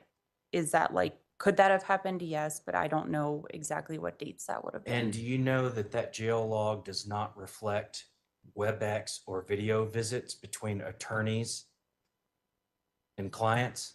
Were you aware of that?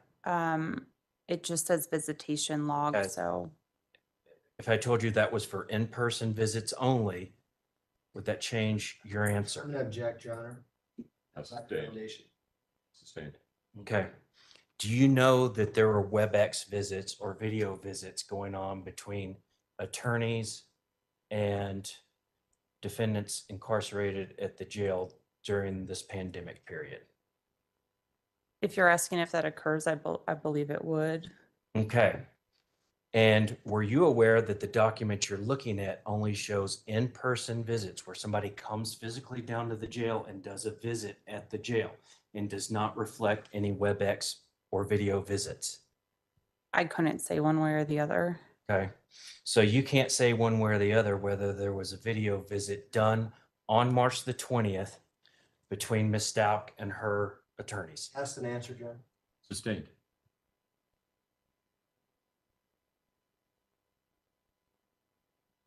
just. Right. Dr. Mohr,